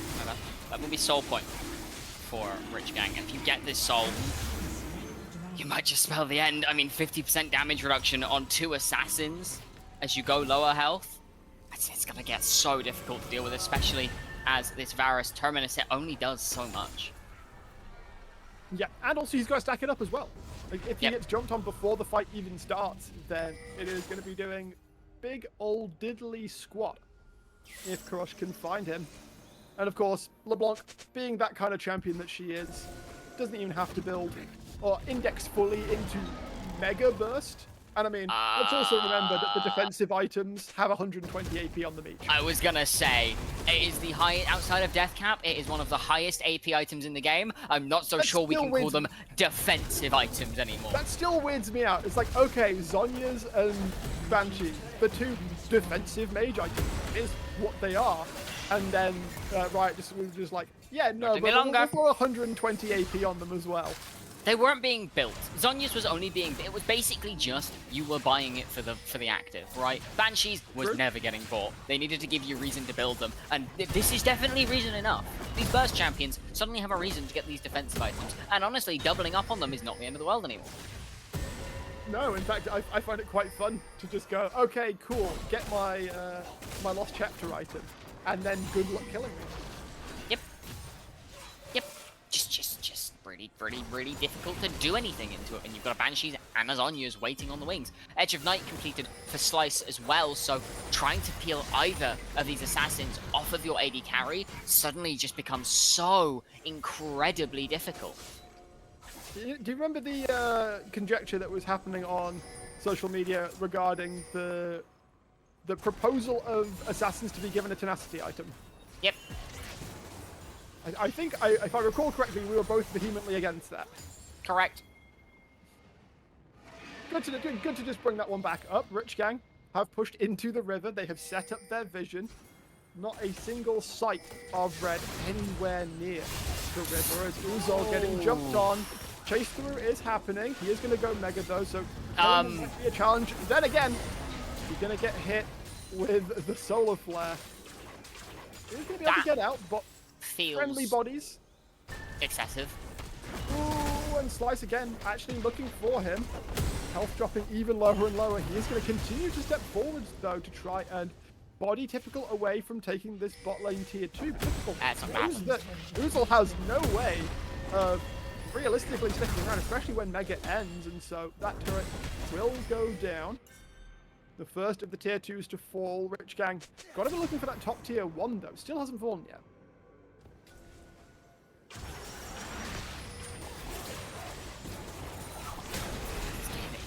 It looks so difficult to play as Garden Gaming. They really did draft themselves into a little bit of a corner, and I think that is being shown expertly here.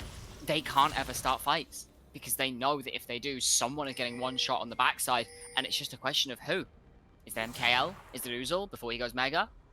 Is it Loki? Who dies when you start a fight here? Right now, it's among many questions that Garden Gaming might have. Loki looking for an angle in, not quite able to find the Swirl Seed onto Mirai. They have been able to step in though, and a river that was almost entirely blue is now covered by a good amount of red side wards. There is that ward behind the pit that I would worry a little bit perhaps about engage coming through from, as Ermin has to flash away from the Zenith Blade engage. Garden Gaming again get forced out of the river. Down again though. It is, but it comes back quickly enough. Less than a minute cooldown. I think we are in a game where we're waiting to see which piece of CC lands first to start a fight, because as things stand, there has been no fighting for the last 10 minutes.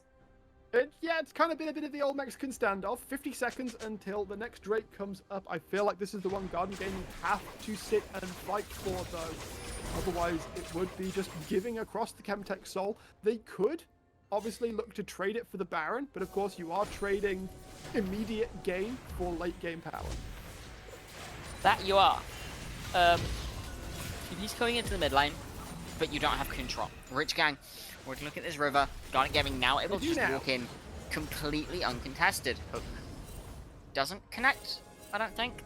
No, I think that it either got caught by the unstoppable. Yeah. Squidly's in the back though. Yeah, so much damage to this Ezreal. Plans and MKL dropping low. Typical able to find him on the back line, and Slice will take him down. Squidly isn't going to be able to do much. Loki goes golden, but will drop almost straight out. The Looting Boy will do some good work. Typical goes down, but it's still a 3v4. Loki looking to dip in and out. Hook lands onto Kanshir. Mirai trying to do the damage to Uzol. He's about to go back to Mega. Kurosh is looking for a recall angle. Has the TP up and available if he wishes to rejoin the play. Loki doing the damage. Where is Slice right now? Looking across the site. He is on vision though. He is on notice as Kurosh now looking for the angle in. Uzol was looking for the back line here. Kurosh tries to find Loki, not quite able to do it. Kanshir has found himself with Ermin and Loki dropping lower. Loki, however, will fall, doesn't have the Zhonya's a second time round, and Rich Gang will be able to lock in the Chemtech zone. A very good fight coming out from them as well. Immediately blowing up MKL and then playing the fight slow enough for Kurosh to come back, and Kurosh and Slice just running through. This is how they need to be playing this game, and they are proving exactly why this double assassin composition, this standard Zed that is so used to being in the mid lane, works so well for them in the jungle. All you need is just that little bit of faith, I guess, when you go forwards, that the team is going to follow up, or at least, you know, set you up well enough So when that shadow goes down, whoever you have targeted is not going to live past that point. Gun Gaming situation starting to look rougher for them, but again, to their credit, the gold lead has not grown past 2k at any point this game, I think. They still have the angles to fight, but with these assassins, it's so difficult to be MKL. Definitely is. 3 items now on the board, but as you say, that Terminus not going to do much of anything if you're immediately blown up before getting autos out. The Spirit Shojin completed for Mirai on the opposite side, and we're looking at a Crit Bloom for Kurosh not too far away. In fact, there it is, coming in as we speak. The Zonya's on the cards now for Squidly, is opting into a bit more of this magic damage. Riftmaker on the cards for Loki there on next item. True Shot Barrage just flying down the mid lane. 3 items completed for Slice in that Cyrilda's Garage now being completed as well. So even this front line going to start to struggle on the top side. 3 items apiece on both of these players too. So this gold lead really not too emphatically big. Most of it sitting in this mid lane. But generally speaking, things are going to start to get difficult from this point out. Gun Gaming, they at least have vision in the river here, but you can see Rich Gang are positioning to clear it out. There it is, control ward goes down, and the river will once again go dark. There is a ward there placed by Squidly to potentially allow Uzul to join the play once his TP is up in about 30 seconds time. The Mega's just gone down. Yeah, exactly. Squidly himself, though, needs to be kind of careful. Kansha looks for the angle in. True Shot Barrage won't find anybody. And, yeah, Squidly is probably just dead here. The tower is dropping quickly enough that the Galio, once he is no longer protected by its laser assistance, will just drop down. Uzul putting some good damage onto Typical at the moment, but he's now going Mega, and we still don't know if the fight is actually going to start. You know, Gun Gaming are mostly going to want to wait this out until Squidly comes back up. It's on Rich Gang to decide whether or not they'll start the Baron before that happens. Slice sitting quite low, so the answer going to be a no for now. The catch onto Squidly, their prize for now. Gold lead now back at that 2,000 mark. We'll see if Rich Gang can continue to balloon this in their favor. Elder Dragon, 2 minutes and 45 seconds away. This is do or die for Garden Gaming. They need to make sure that that fight goes their way, otherwise everything, the game and match point, sails away from them very, very quickly. These next few minutes are going to be crucial, as you say. Baron already up and awaiting. 2 minutes until the Elder Drake joins us as well.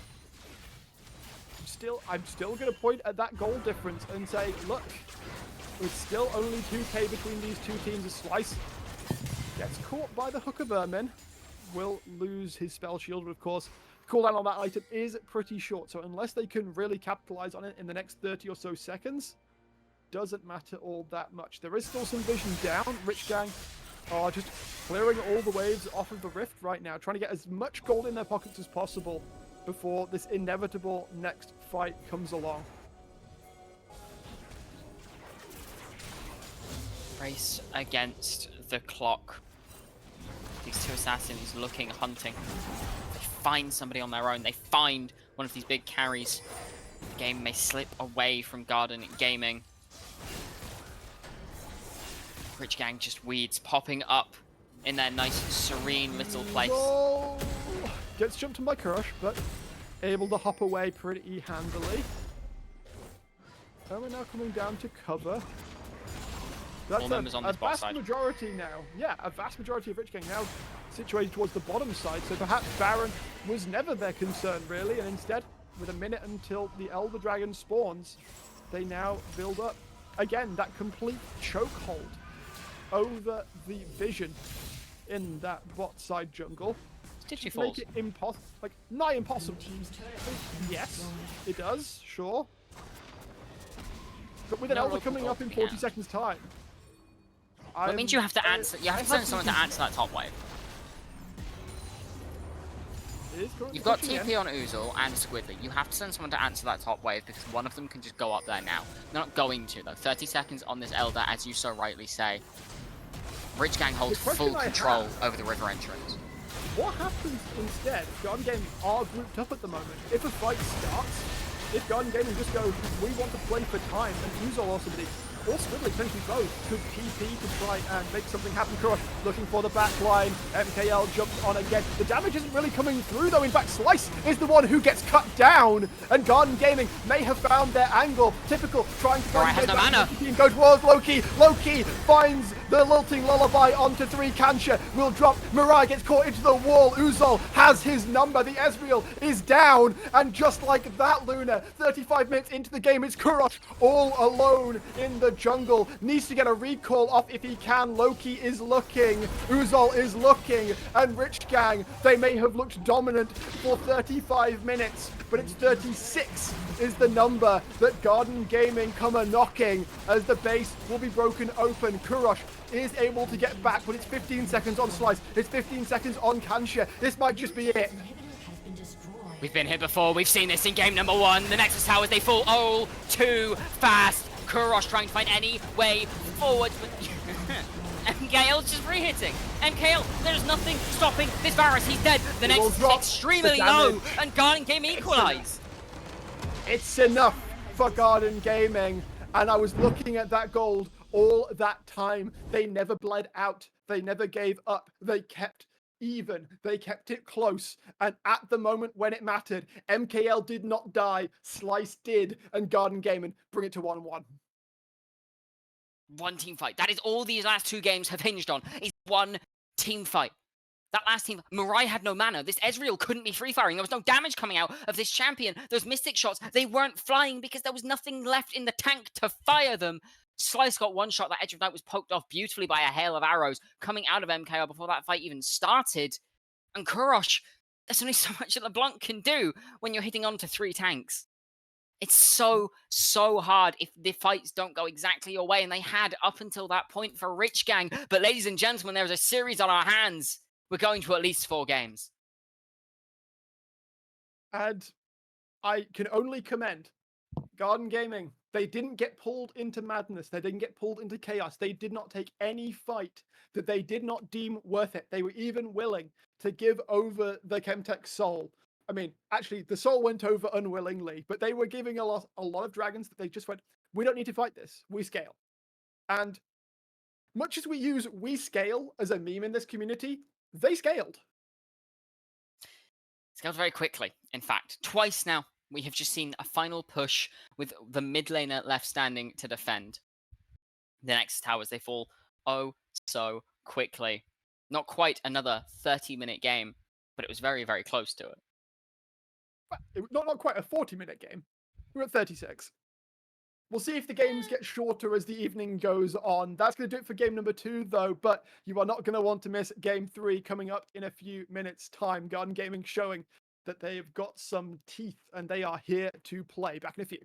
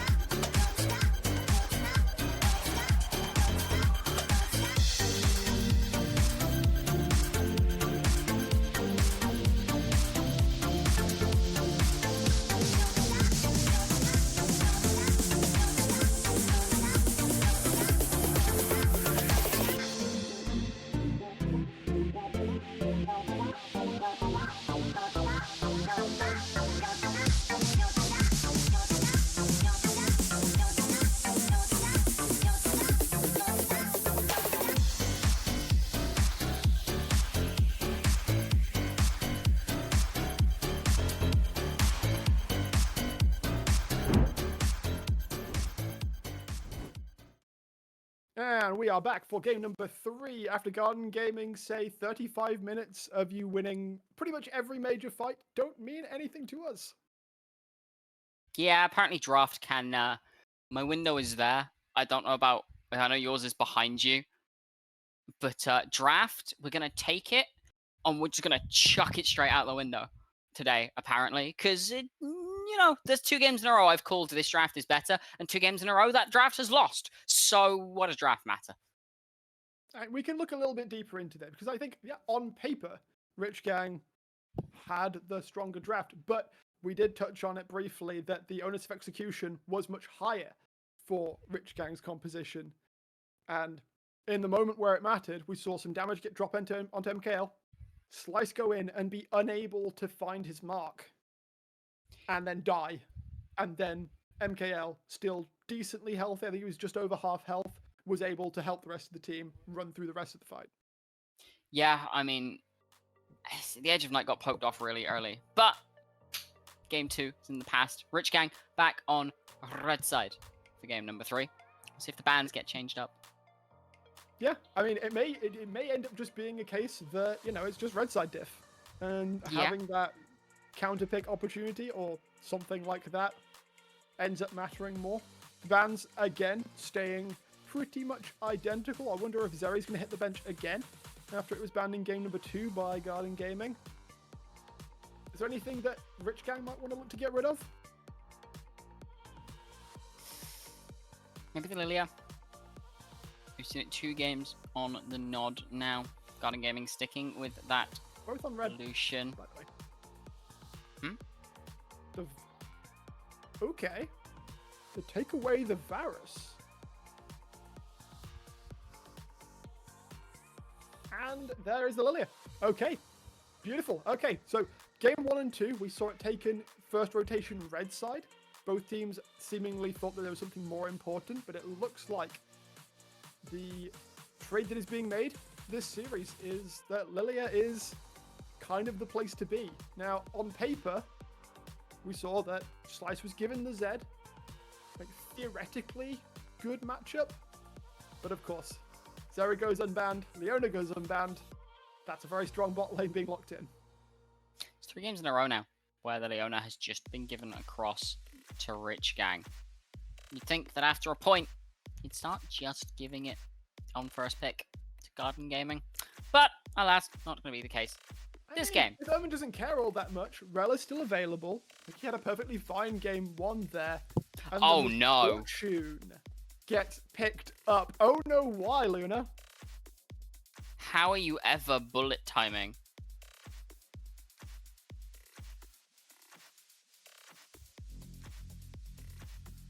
I have to expect this is a Rel repeat, though.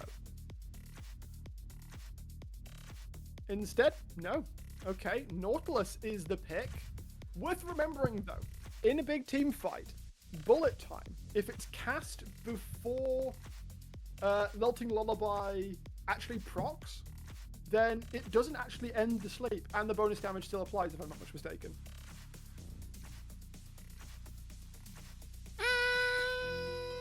I believe so. I believe it's the same with most damage over time effects. It's the Udyr. Yeah. Nope. Okay. Your ID carry's not playing the game. Nope. It's not useful. Well, again, let's remember though, Miss Fortune is sometimes quite a hard champion to pin down just by how fast she runs in general. Yes. But 1, bullet time forces her to stand still. 2, you're not doing damage to anybody. 3, you build crit and you're still like locked behind bullet time. You can maybe get some damage down with your autos, but unless you're switching love tap target left, right, and center, it's very difficult to get this MF truly online. So I don't know. It feels like mid lane has to have something really, really good for Garden Gaming, because this pick has not only come out of nowhere and is in a lane that it's going to struggle into, but it's just going to get outscaled as well. We'll see if Garden Gaming has some kind of master plan coming on pick 4 and 5. We do, of course, have one final ban to come through. Maybe take Korosh away from the LeBlanc, since it was kind of trouble last time around. Could do. It's definitely one of the things that stops MKL from being able to play the game. We shall see. Yone does that too. Yeah, Yone definitely does that very effectively. In that this Udyr still a bit of a flex. Can go top, can go jungle. Looks like it will be going jungle for Slice if this gets locked in, giving Korosh that counter pick, which is very, very good in this situation. You got all the room to move. You've got LeBlanc, you've got a Kali, you've got Zed still. There's a lot of things you can pick up. AD picks available as well. Jace that was banned in game 2 is open this game. That's a point. Give a little bit of an extra poke to this composition. I think you're fine going AP or AP, AD or AP for mid lane in this game. Certainly are. Waiting for a final lock in here. Don't do it. Do not hover Victor in my presence. We have the Gnar locked in. We're not going to comment on the final pick coming through. There it is. Squidly going back onto the Azir. It's not going to be time for Aurora just yet, unless Korosh wants to pull her out.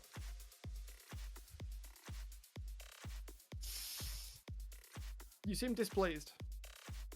I don't know what Azir's doing here. I mean, like your damage onto the front line is fine because you can free hit them with soldiers. You're into an Ahri, which we know Korosh is very, very comfortable playing. But my concern lies in the fact that your team fight.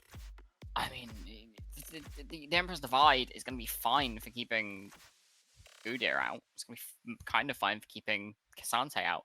But there's an Ahri, Azeri, and a Leona who are just going to say, actually, no, we don't care about this ultimate, and shrug it off. I'm a little concerned for how Teamfight is going to play out for Garden Gaming, and once again, I think the onus is on them. This comp is a lot harder to play and to execute just at a base level because there's so much you have to think about on the enemy side. Rich Gang, they've come out of draft with an easier to execute, better draft, and as we saw in Game 1 and Game 2, ease of execution is king. true, although I do think that there are some good angles. I like the Azir in the context of keep out. Just soldiers, you're not going to want to run through them for the most part.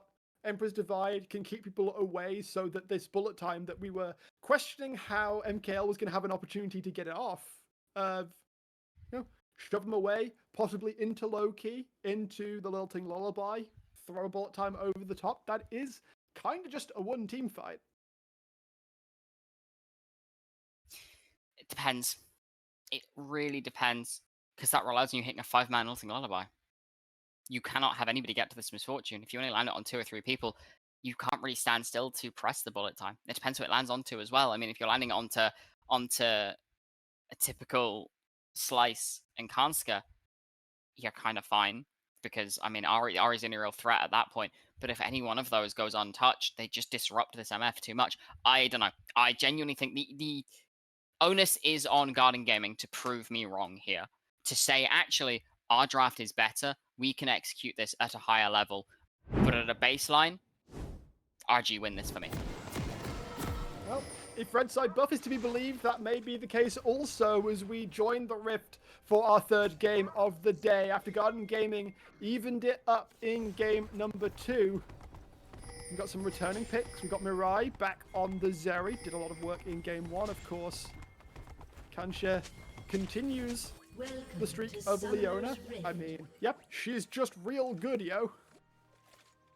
Yeah, now, very, very much so. The question is, what is going on here, actually? I was going to say, how much can this MF do? But Rich Gang might just be looking for an invade. Ermin will spot it out. And he gets caught immediately. Charmed up, locked up, Flash will be followed. That's and it goes to Mirai! I mean, that's exactly who you wanted on. Although, I don't know why... I know, that's what I mean. It goes to Mirai. I feel like you still could have just gone, okay, let Zeri have it, rather than Slice flashing as well. That's hard to communicate in the moment. Yeah, true. I won't hold it against them too much. First Blood is indeed secured. Ermin just, I guess, not quite paying full attention as the full team walks around the corner. Like, if he'd been able to buffer a hook, he was pretty much good as out, right? Yeah, if you can buff the hook effectively and land onto a wall, you are pretty much fine there. Not the case, however. And Ermin will fall. And yeah, I mean, we saw the flip end of this in game 1. MKL was the one that started with first blood. Oh no, Ermin. Not again. Already going to take a lion's share of the damage. To be fair, to his credit, MKL is able to trade back pretty well. The lane will even back out. I wonder if there's an argument for just taking Ermin off the Nautilus so we don't see quite as many crazy hooks. Possibly. But at the same time, Nautilus is very strong in Leona. It's the age-old matchup of who can land their CC first. Actually, who can land their CC second? Well, usually. yes. I find. Actually. That's a very good point. We talked about it in game 2, that if Nautilus hooks in, he's often the one that comes off the worst for it, because Leona's CC is then sat there waiting to lock him down for the carry to do their work. Right now, though, MKL and Ermin are the ones that get the better of the level 1. So they're level 2 first, so they'll get to push on in. Both junglers, of course, passing towards this bottom side of the rift. Typical will take a decent chunk off of Uzol. I mean, we saw how this matchup went in the last game. Uzol had the advantage early, but Typical, of course, not doing too badly. Has the Doran shield, has the hook. As holy moly, that man, that's a lot of damage onto Kansha. He'll try and trade it back. Ermin doesn't have a flash of his own. Did be able to step away. Loki still looking to step in, still looking to threaten, but Kurosh does have the first move out of mid lane.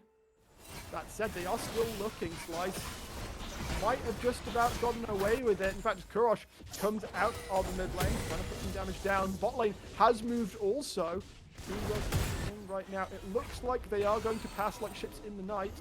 Kurosh took quite a chunk for his trouble, actually, and will be forced to take a reset. Yeah, I mean, I don't know what the aim was there, but hey, to each their own, am I right? Yeah, I honestly thought that was going to go really badly for Garden Gaming, but I think Kurosh maybe pulled the trigger a little bit too soon before support was there. And so they had to call off the play because, yeah, okay, you've got more numbers, but you've got a mid laner that was in real danger of dying. It really goes forward on that. The trades shall continue and be televised in the top lane. And of course, having the extra buttons, you can get more MKL. Takes the damage and share. Drops low, but of course is in a position where taking a reset is not very difficult. In fact, it does look like he, alongside Mirai, will do just that right now. Cash in on that gold that they have gained in this time. Low-key also snuck on into the top side of Slice, of course, the advantage you have from Lilia clearing so quickly. Certainly is. This game is all over the place. I'm not going to lie to you. It'll be interesting to see as this plays out. Oh, there's 300 gold difference, so it's pretty much like just the first blood that is really contributing right now. Yeah, but there's just a lot happening in the first 5 minutes, which is not what I expected out of this game. I mean, it's a game that can go late, but they are still willing to throw punches. Mirai, of course, is going to end up pretty much stock dead even with MKL by clearing out that wave. Of course, the misfortune in question currently making their way back towards bot lane. Should be able to catch that wave on tower. Surely you don't try and commit to this. Calm actually landing. Ermin looking for the damage. Kansha comes over the wall. Should be enough to body block this out. Loki, however, is trying to make his way towards bottom side. He hasn't taken a reset yet on this Lily. And so this is going to be a Drake taken for free. And in fact, it may well be the first set of grubs get contested. That they may. And that's concerning coming into this game, because you do not want to give grubs over to Ari Udir. I certainly would prefer not to. We do see that Loki will get that reset off. Of course, the extra time spent out on the Rift does mean that he will come out of base with an amplifying cone up over Slice. If he'll path his way top lane swiftly enough, then it should be okay. We see Squidly taking the reset now, so with the TP and the fact that Uzol has pushed top lane, it should still be that Garden Gaming should be able to pick up these grubs easily enough. I would imagine so. Stepping pretty freely up towards that. Slice on chickens, so no real contest coming through just yet. It's going to be a much slower game. Yeah, Kansha getting put on notice there, of course. Doing the Let It Rain means that you get full information on what's going on. Garden Gaming will indeed secure the first set of grubs uncontested. Means that gold-wise, we are pretty much dead even. That first trade of objectives has been completed successfully. Transaction complete. And we're now waiting for the next big moment to happen. As you said, you thought that these junglers weren't going to really do much pre-6, apart from the assist Slice picked up on the level 1 invade. Yeah, nothing much has happened. Exactly what we expect coming out of an Udyr. And yeah. I mean, Udyr, one of these champions that doesn't really gain anything from hitting that level 6 mark, so the ganks don't get easier, they don't get harder. It's more just a case of can you find the angle, and finding the angle is much easier when your opponent is ganking, because you are a very good counter ganking jungler. Yeah. Also, level 6 is around the time that you are picking up, your first major piece of damage, and so the point where Udyr becomes an actual legitimate threat in his own right. Ah yes, the double fated ashes on the junglers. This is the meta we live in, friends. It's almost like they're getting nerfed next patch, possibly for a reason. Nah, surely not.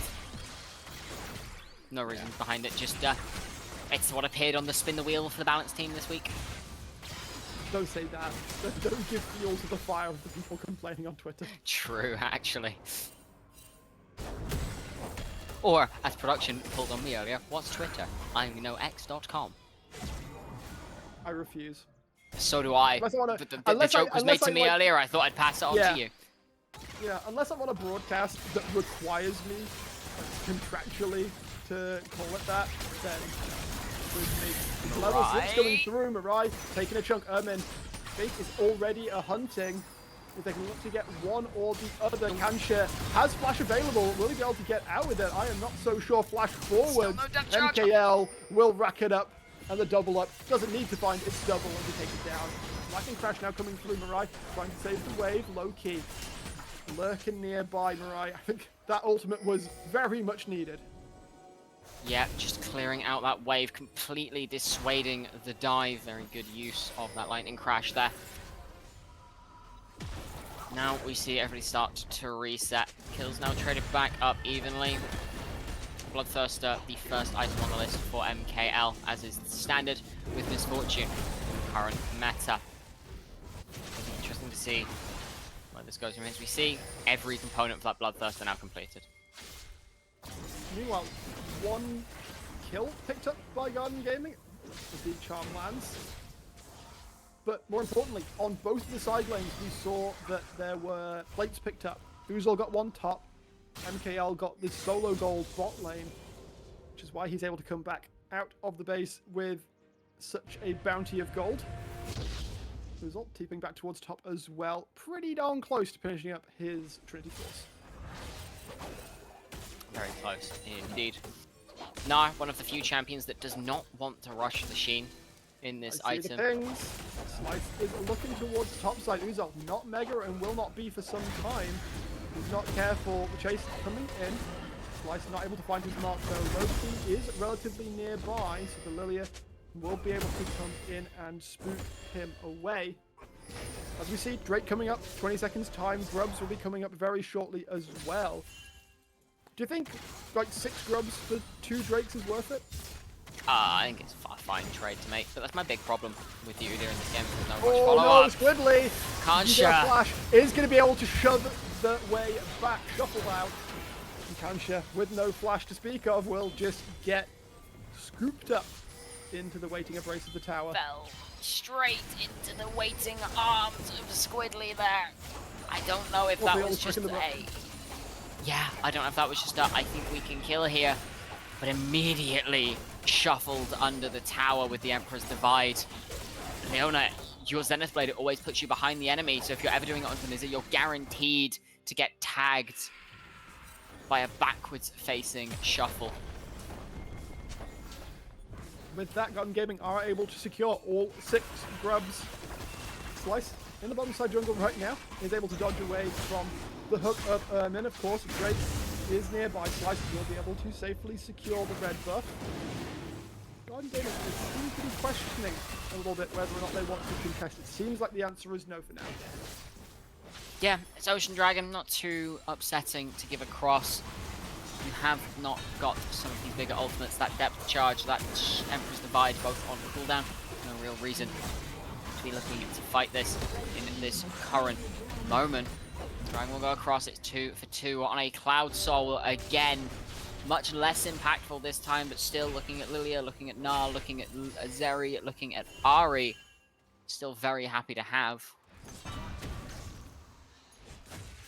Cloud Soul, again, is just one of those souls that you can't really ever complain about having. It's just really nice. Rotations are better. It's definitely one of the least impactful ones, but yes, you are not wrong. Is it though? I feel like... Yeah. That it only works, like the actual soul portion, the actual soul portion of it. My statement would be, is that Cloud Soul is the soul you feel the least, but is actually giving you a lot more than you realize. The soul portion of it is relatively unimpactful for a lot of champions. Take MF, for example, right? You stand in one place while you're ulting. Yeah. How are you using movement speed in that situation? Or champions like Udyr, your ult is on like a 12-second cooldown, the soul itself is on a 30-40-second cooldown. You know, but if the champions that don't... Oh, Mirai. Korosh. In some trouble there. Kansha does stutter step back to ensure a double up cannot find its intended target. And this is what we was talking about. There's enough CC on the Nautilus alone that you've got to be fearful of just a bullet time out of nowhere.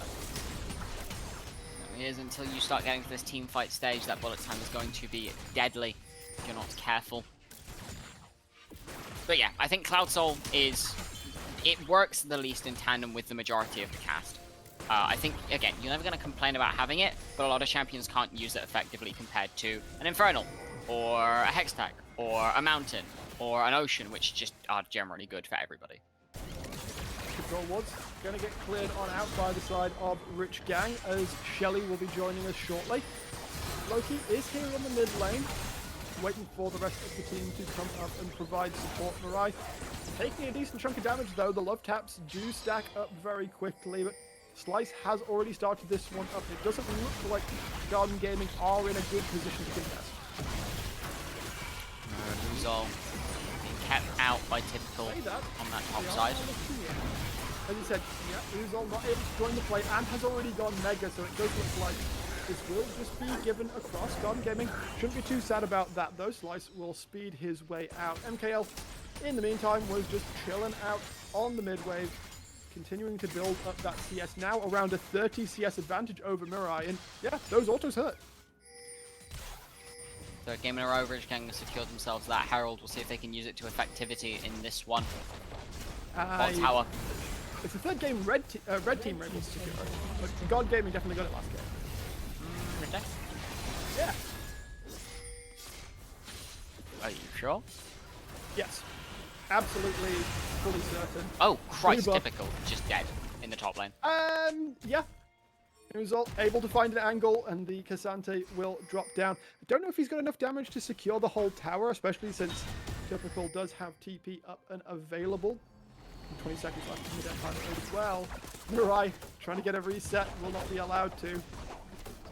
The waves continue to be shoved in. Garden Gaming in a pretty good position right now, nearly 3k up. Remember, that's more than any advantage Rich Gang had in game 2. It was. Slice looking onto Uzol. Chica coming down to try and help out. Typical will be trying to join in as well. Who gets the better of this though? Slice dropping low. Uzol trying to find the space, but he will not be able to survive. Slice will pick that one up. Squidly still looking to Barney a little bit, but they will be able to disengage Rich Gang. They will be able to punish Uzol for his transgression for taking the tier 1 with his life. Yeah. Immediately punished for the transgression against Rich Gang, as they so see it. It does get the tower nonetheless. That bot lane tower has fallen as well. And I do believe this is the first game for Garden Gaming where they have been up in towers. Oh, right. I thought you were saying Kroash is about to take the first tower for Rich Gang. Yes, I believe so. There was a period of time in game 2 where they were behind, but they did end up with overall advantage. Obviously, I mean, turns out breaking the base will tend to do that. 10 seconds. You know what I mean. Yes. 10 seconds until the next break. Garden Gaming though might be in a little bit of a situation. Solar Flare lands on them, and he's just going to get. There's not really much the Nautilus can do there. And Uzol's already gone Mega as well. Got to be careful. He's going to have to crunch on out of the pit. Already a man down. Garden Gaming. It might just be the case that they have to give up the soul point. 5 minutes. The clock is awaiting for the potential soul to be picked up for it. Been here before. That we have. How does it compositionally stand though? Because this is 3 uncontested breaks. In game 2, Garden Gaming got the first 2 and then waited it out. Very dangerous. You give this Cloud Soul over now, not only are you looking at a 26-minute Elder, you're also, well, a 26, 30-minute Elder, you're also staring down a Zeri and an Ahri with Cloud Soul without a dragon to your name, no buffs to be spoke of. Herald dropped in the mid lane. This tower should just be forfeit by... Engage, MKL, all of that CC dropping, and that is a nice easy shutdown. Loki now coming in to try and do some work. Slice is very low, but he is being guarded very well by the rest of the team. Squidly looking for the angle. Also, Loki trying to find the floating lullaby, but drops before he can do so. And now the rest of Garden Gaming are forced to flight Ermin will drop also before the fight is done. Can they stop Shelly from getting another charge? They can. They gave up a lot to do it. Turns out, my initial assessment was right. Drop CC on the MF's head, she can't really do anything. I mean, it certainly helps that MCL did not have flash available at the time. If you're able to... Or cleanse. No, the cleanse was up, it was used. No, cleanse was used, but there was too much CC. Yeah, I'm gonna bank that one and say that's probably what's gonna happen for the next few fights, flash or no. Bullet time is not going to see much use from this point on in the game, I wouldn't have thought. MS is going to turn into a right-click bot and hope that you can get those love taps going down. Does have to press the attack, though, which makes that problematic, because you have to hit the same target 3 times, because love tap only applies on the first attack against a new target. Yeah, but all you need to do, since the change of how press the attack works, rather than it being damage to the selected target, if you start the fight by landing the attacks necessary, and remember that MFQ also provides on-hit effects, so I believe that also counts towards stacking the PPA. You're correct. There's a slight problem using double up for it. If you double up someone for it, and that double up then hits someone behind them, you've reset your stacks. Really? Yeah. What if you... That's actually kind of hilarious. Well, I found that out through practice, by the way. I was sat there, there's a fight happening, I'll finish this in a Loki second. into trouble, the health is dropping, able to flash out, is burning down. Rush. Rush comes on in. Is the tick going to be enough? MKL, again though, has been found out on his lonesome. And this chaos Nash crew has just spawned. of the rich gangsters looking to make more come through. Baron is indeed up. I don't know if they'll want to start out just yet. Kurosh feels like he is well positioned to pick up another kill. Ermin does not have flash. It will be pretty simple for Kurosh to set that one up. And yeah, there's no one really worthwhile to try and change this one. Baron will be picked up by Rich Gang. Uzol going to chill out on the bottom lane, try and get a tier 2 for his trouble. Try and save what was a pretty disastrous one. 20-minute Baron. Going across to a team that can siege like there's no tomorrow. Rich Gang remembering who they are, quite simply. Like, game 2, it felt like the chaos factor had kind of gone away. And they were not trying to force Garden Gaming to play to their tempo, and we saw what happened. Garden Gaming came out on top. In this game number 3 though, Rich Gang, they're finding their leads, they're finding their advantages, and they are making Garden Gaming make a choice. Alright, are you ready for this? No? Fantastic. You died. I'll be honest, we can't keep giving Mirai Zeri. Yeah, he's doing pretty well, I would say. 3-0-4 right now. And we got to shout out Kurosh as well. He has found catch after catch with charms. Set was part of the setup for the first blood, of course. From there, has been picking up kill after kill. Already has Malignance, already has Leandri's Torment as well.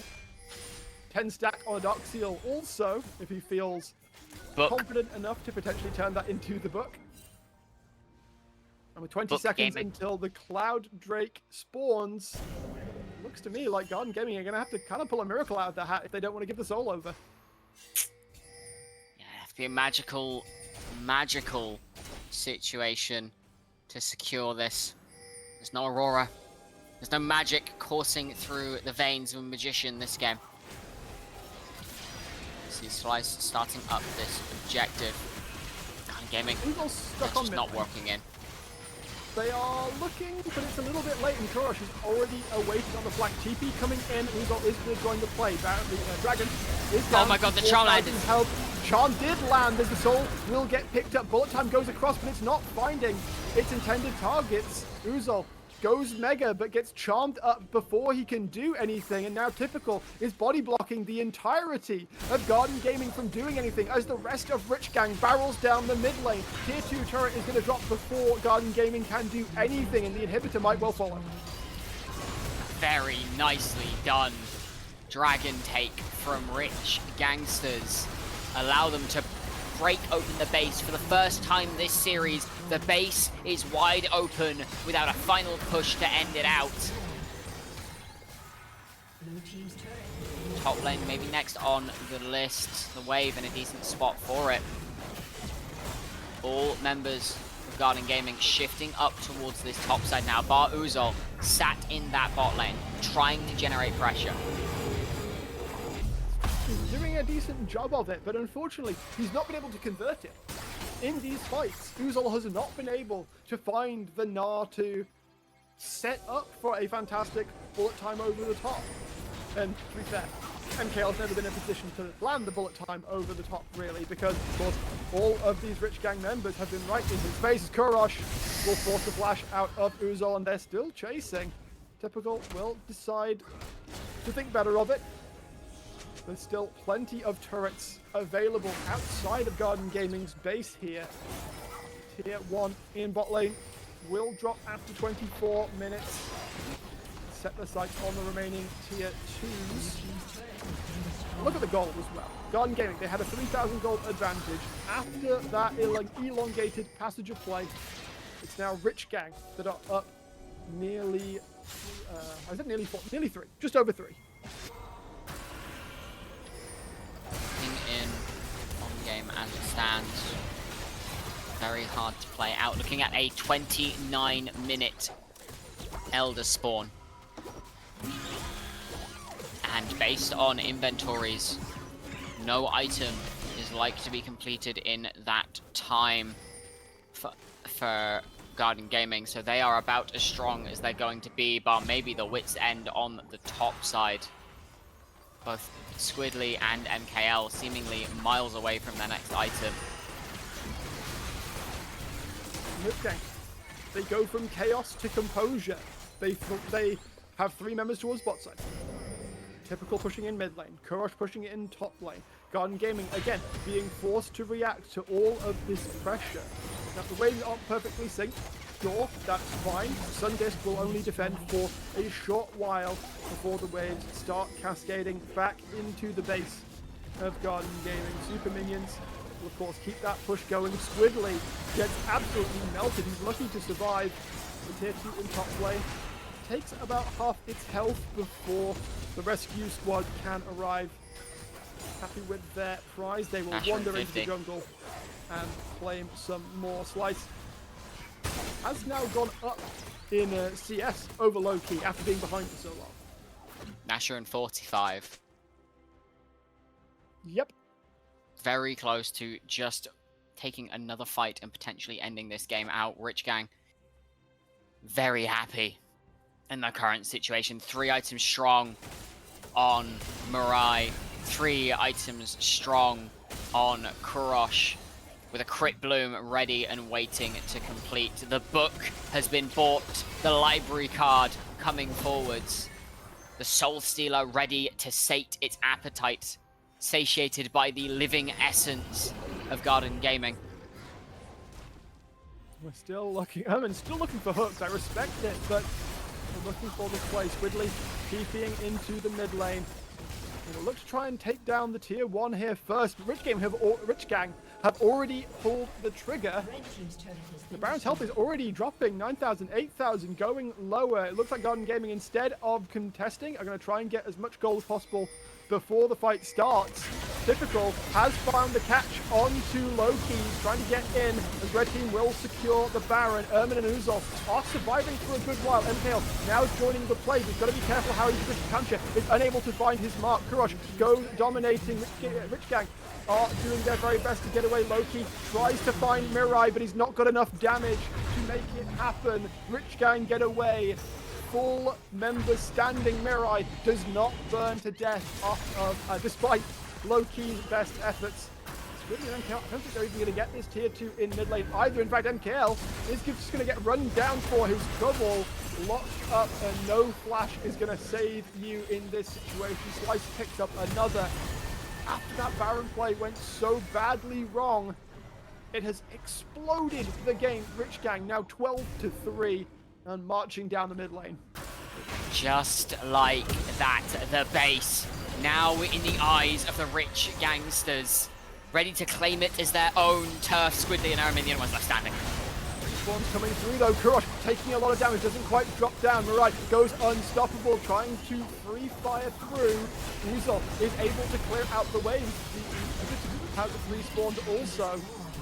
The Nexus turrets will stand a while longer. 10 seconds seconds on until Elder. the Elder Drake spawns. However, Rich Gang, they need to take their resets or just go on the play. There's 30 seconds until Squiggly respawns. They will be at a numbers advantage no matter what. Garden Gaming are sprinting out of their base to try and join and to try and do something to interrupt this play. Kurosh is now here. Typical will be here in just a moment as well. Kancha, of course, taking the damage, but the solar flare onto 2. Loki has been locked out and put in the box. Uzol being chased down. Another Zenith Blade out of Kancha will do its work. Kurosh is just going to TP to the mid lane. It's all done. Squidly has a mountain to climb in order for this game to continue. Sundisk goes down to try and delay the way, but Kurosh is pushing him all the way back to his towers. Slice goes in. Kancha goes in. You may be the Emperor, but you aren't no longer. The towers will drop. Rich Gang, it's 3 for 3 for Red side, and they go to match point. And once again, we see a mid laner left trying to defend the tatters of a base that does not stand a chance. Elder not needed for Rich Gang as they bring their way forwards to match point. 3 Red side wins, 3 mid laners trying against all odds to defend in a situation where they simply cannot. There's some serious story to this series. So many parallels. We are seeing the same thing over and over and over. The mid lane Pretty left much defending the base in a 1v4 off the back of some kind of objective fight that doesn't quite go the way of the team you want it to. And the game just ends randomly out of nowhere. Except game 3, it wasn't really out of nowhere. We'll have to find out, of course, if we are going to 5, though. Garden Gaming, they've shown that they can take a win. Find out, of course. I assume they go back to Red side here. It has been the winningest side. Are we going to see 4 games win for Red side? Or are we going to finally see Blue side take a game? We'll find out after this break. Be back soon for game number 4.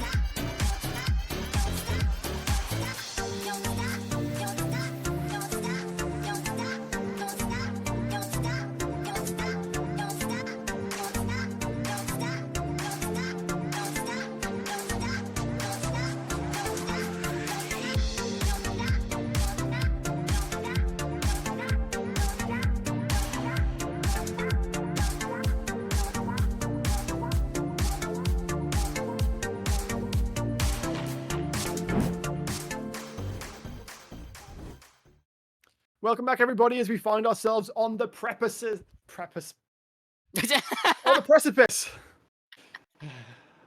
I can speak English. It's my first language. I promise. On the It's your precipice only language. of. Shut up. It's on the precipice of the end of the first series of NLC Div 2 playoffs as Rich Gang took game number 3 in a more convincing fashion than we saw them in game 1. Yes. Which gives me a good deal of hope that they are finding their rhythm now. The question is, what can Guardian Gaming do, now back on the red side, by the way, to counteract the crazy, as we saw them do quite well in game 2? Please go back to meta. Just go back to double AD carry. It worked pretty well for you in game 1. Game 2, I'm going to be honest, it looked like a bit of a fluke win for Guardian Gaming. And then game 3, it was just a complete stomp. Go back to what worked for you so well and what kept the game so close in game number 1. You're not going to beat Rich Gang at their own game. And anywhere specifically, because of course, in bot lane especially, we saw the Varus, which is not exactly meta.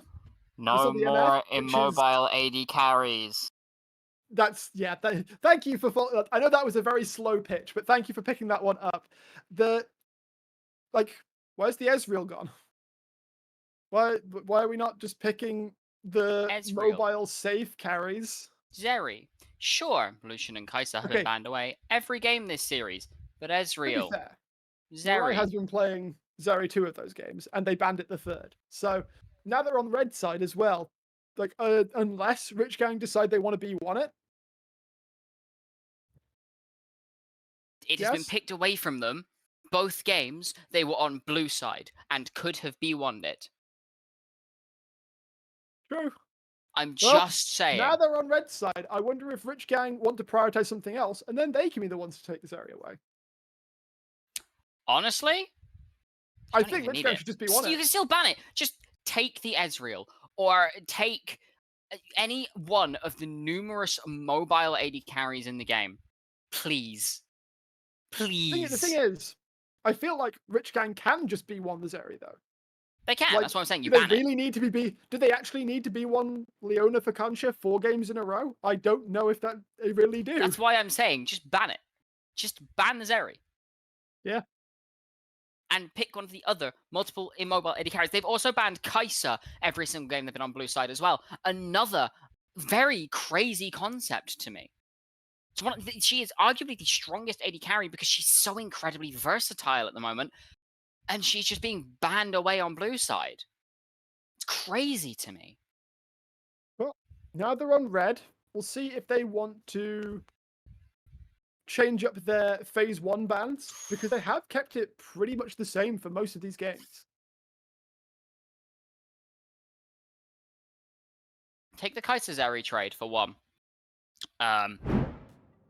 But Rich Gang have played very heavy. Well, we see a lot of very similar things. Lucian gone, Kai'Sa gone, Gwen gone, Zeri gone. Ash First pick gone. Leona. First pick Leona.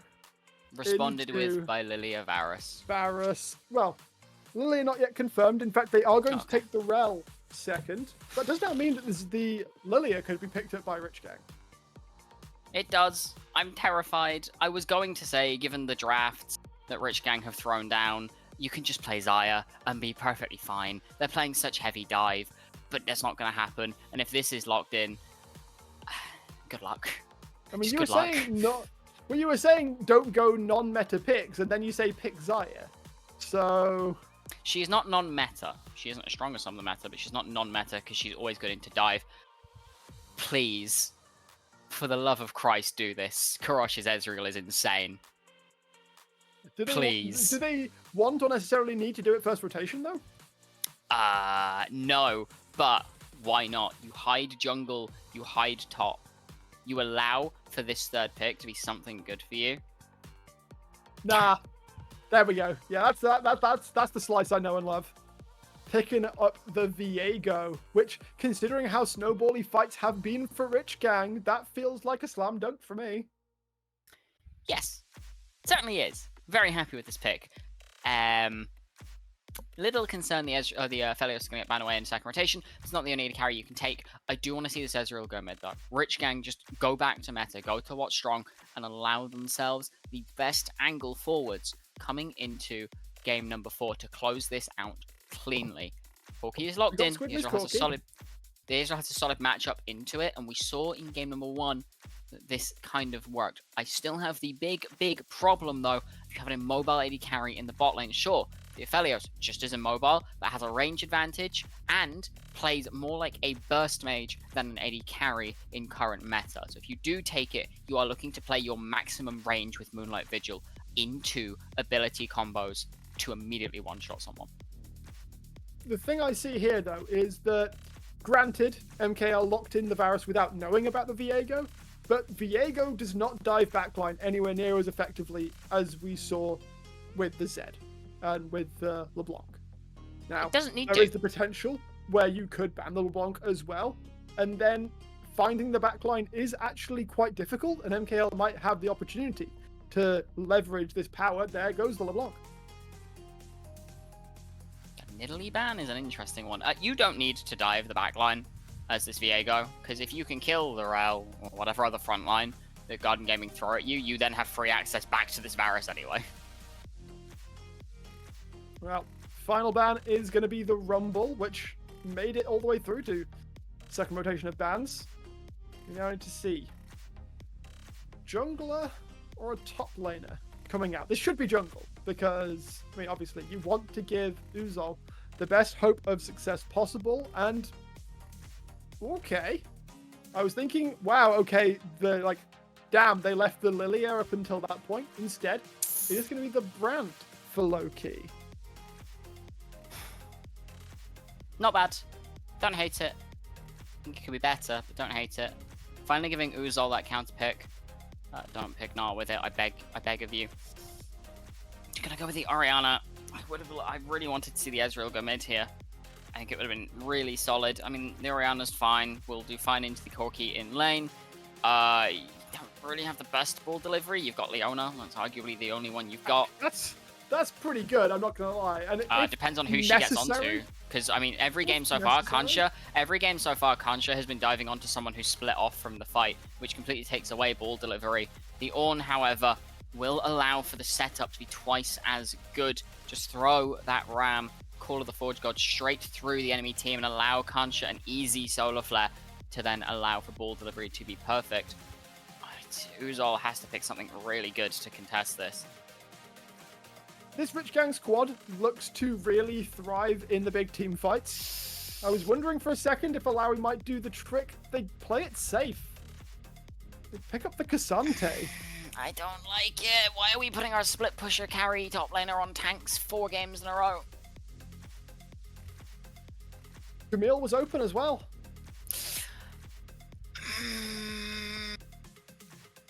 Can we get the draft off the screen? Hopefully it'll reduce Luna's pain. You see, genuinely suffering there, friend. I'm fine. This is fine. Everything's okay. I trust Garden Gaming, although Rich Gang do just win this draft. Let's look at the angles then. They listened. They went back to double AD carry, at least. They did. They have a pretty standard, a really easy to execute team composition. To their credit. There are some scary ultimates, certainly, on the side of Rich Gang that are going to need to be respected. Shockwave, none the least. And this is a different kind of draft, though. And I do wonder how MKL sits in it, because the backline access is nowhere near the same as it was in Game 2. Which means that if he can dodge away from Solar Flare, if he can avoid both, or at least one half of Call of the Forge God, then I feel like he's not taking so much damage that he's getting deleted immediately after. No, but he's also very short range, as is the Corki. And the difference to a Corki is the Corki has an easy way out. With Varus, you only really have the Chain of Corruption. My biggest concern in this game for MKL lies entirely in whether you can actually get your autos out. Because if the answer is no, you might as well bite the bullet and just build lethality. Doesn't seem like that's the case. We've got press the attack once again. It looks like MKL will try and keep it stock and standard and hope that in a straight up fight they are able to do it better than Rich Gang, which in Game 2 we saw that they were able to pull off. Again, they didn't take fights. They didn't bleed out. They just chilled, they waited for their moment, and when they found it, they took it and they won the game. That they did. We'll see if they can do it again, but for now, draft heavily favoring Rich Gang. I mean, look at some of the resets Viego can get in this game. Oh, yeah. The question is, Garden Gaming, this is the point where pressure does need to, start to pile up. This is match point. Granted, we've already mentioned it before. If they lose, they're not out. They just have to go and fight against Lazy in Life. So it's not the worst situation to be in. But of course, that upper bracket lifeline is really, or can be, extremely crucial if you want to maintain the longevity of your playoffs run. Certainly can. Having access to that safety buffer for longer Definitely a nicer situation to be in. We'll see if anything funky happens in the bot lane this game. Every game so far, I think we've seen first blood towards this bot side. Yep, they are not afraid to fight, these bot lanes. And I like to see it.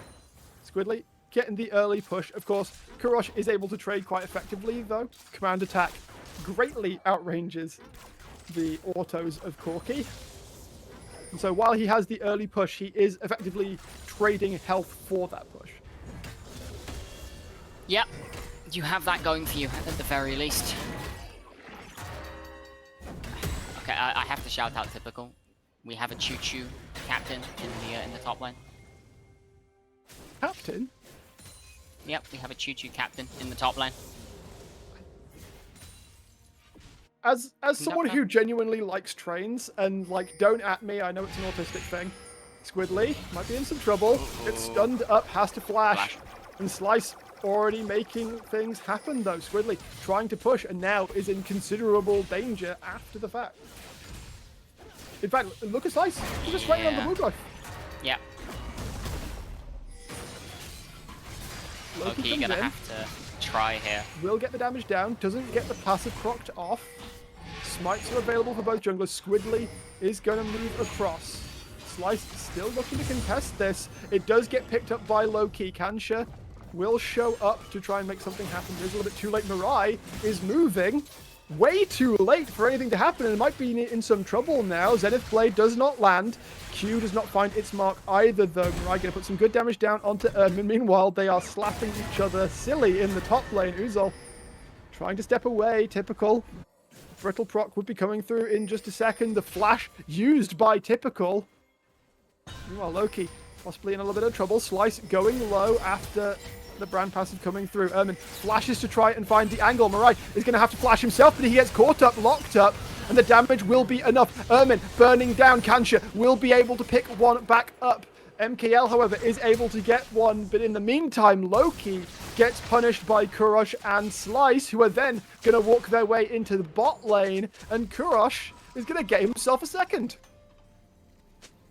Once again, we're seeing all the action happen around the bot lane, and it's not going in the favor of Garden Gaming. Oh boy, we're in for a bumpy ride, friends.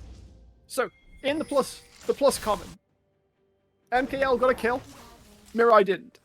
The problem is now, Squidly is going to have a horrific time of things. He hasn't got Flash, Kurosh has already got a Lost Chapter, and double buffs. Squidly is now going forwards to try and punish. Kurosh does not have Flash, but I don't know how much it'll matter. Okay, low-key, you can put a little bit of damage down, but that just means that Kurosh can farm under turret. Uzol, a little bit low, stuck around for a little bit longer, of course. We'll be able to get back and get his buy off now, though. So we will be able to just step forward, step back rather, get themselves a little bit of power coming back into the lane. Although it was just a tier and boots, maybe not so much power. Looking forwards, dragon up and available, grubs up in about a minute or so. I'm interested where these junglers are going to prioritize in these early stages, Ermin. Looking to put some damage down as we walk into the pause. Oh, not very long back. Though. Thank goodness for that. We are going to go straight on back into the play here. Ermin put some damage down onto Kansha, but is taking a lot back for his trouble, and this is what we were saying. Ye who goes first often will be the one that comes out of the fight the worse off. Doesn't help that Rel into this Ezreal does have a hard time. The Ezreal able to rain down hell from quite a ways away. Still looking. Result now back in the lane, will be able to find an angle to drop the all out. Can he get the damage? The flash on the flashless Typical, and Uzol will be able to get top lane running. Ermin getting jumped on. Both of the junglers now looking to enter the play. Slice will be taking some damage. There's the Brown passive proccing, and Loki is able to be heads up enough to prevent Slice from making more chaos happen in the bot lane. Seems like the bot lane happy to make the chaos happen for themselves, though. These fights going very, very close. Garden Gaming just going to look to take on the first dragon. Slice shifting off towards that top side. Imagine looking to contest the grubs on the flip side. Yep, get that trade going. They know that Uzol isn't in top lane right now after taking the recall after killing Typical. So it will be that trade. We'll be able to continue to push this one out. Right now, again, gold. Dead even. Kills. Dead even. We're talking about how dominant Rich Gang have been, but these early games at least, Garden Game is keeping pace with them. That they are for now. We shall see if that continues to be the case throughout the game, as MKL taking a bit of an awkward reset there. The wave not in the best place for it. That will slowly shove out, I believe. Punch just gotten bored of being in bot lane. Yeah. He is rolling on out to help Slice steal away the red buff. At the moment, since Loki is just coming out of base, there's not really much he's going to be able to do about that one. We'll just have to concede, take the L, and go back to farming his other camps. Troll's taken on Vision. So the Chicken's now next on the list of things to steal away. Look at Squidly. He just doesn't get to have any fun here. Ermin is trying to contest here. Pyroclasm coming across. Slice does have an ultimate available, and there will be the kill picked up. Squidly needs to get away. They are going to look to abscond. Slice did drop to the damage of Loki, and the teams will slide on away from one another. The jungle is just a little better off. Almost able to get the sole possession onto Ermin there. Slice not quite able to pull it off. So unable to get that mini heal off that would save from the burn of Loki. Seems fighting for nothing though is the name of this game. And slices towards the top side. Expect more coming through. Uzol should be able to get on out, but does actually get... I love when you can proc the brittle just off the Q pillar coming out of the ground. That's always good fun. It's always funny because it's like, oh, you didn't think this did damage, huh? I mean, I think people are familiar enough with On now, at least, that I don't know, you'd be knowledge. surprised the number of times I see it happen. Oh. Yeah, I suppose.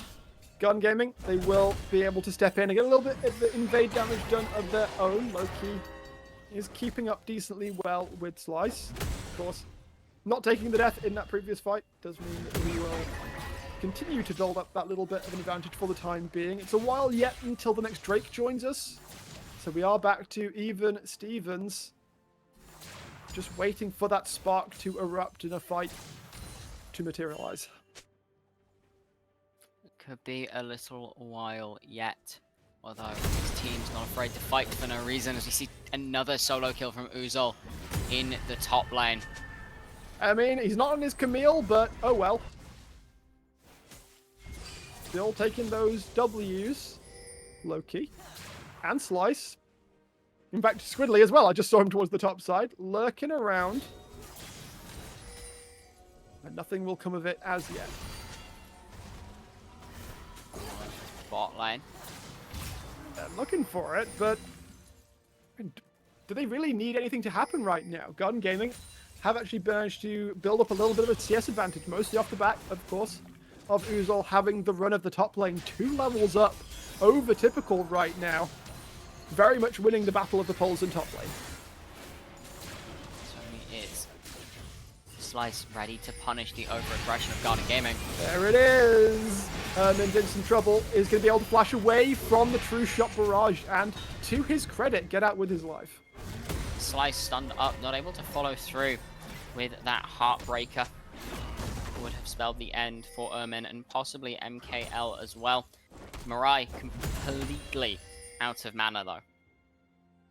Yeah, they are going to have to take a reset off of this one, which I kind of think was part of the reason Slice was there, simply, was just let your bot lane get a reset. Turns out Garden Gaming do overplay their hand a little bit, and again, Uzol might be in a little bit of trouble as Slice makes his way towards top lane. Call the forward god now coming through the flash will keep Uzol safe as Loki is able to take the scuttle, but Grubs, that's a little bit of a jump too far as Kurosh will make his way out of mid lane, make his presence felt yet again, which means, again, Rich Gang get the full-on Hex rub. Very unintentional play from Typical there. Aggro's the grubs, allows Slice to jump on Loki with the backup of Kurosh in that shockwave, because of course the grubs are going to block Loki's entire kit. You see 6 grubs going across to Rich Gang, and now they can be on the bot side ready to contest this dragon as well, although Slice just happy to stick towards his top set. It's a Hex Tech Dragon, which means we are looking at potentially a repeat Soul from games 1 through 3. Quite possibly. Obviously, we've seen what Cloud and Chemtech so far. So, you know, I mean, I wouldn't mind seeing like a mountain. I wouldn't mind seeing an ocean this game. I mean, yeah, both do pretty good stuff. He's all fighting up against Typical, having a very bad time of it, actually going all out to try and survive. The healing coming through is more than enough, however. The confidence is rewarded. Uzol picks up another kill. We'll get a plate for his trouble also. Sante's starting to become a little bit of a problem. What happens later in the game, though? Like, this is not a Camille.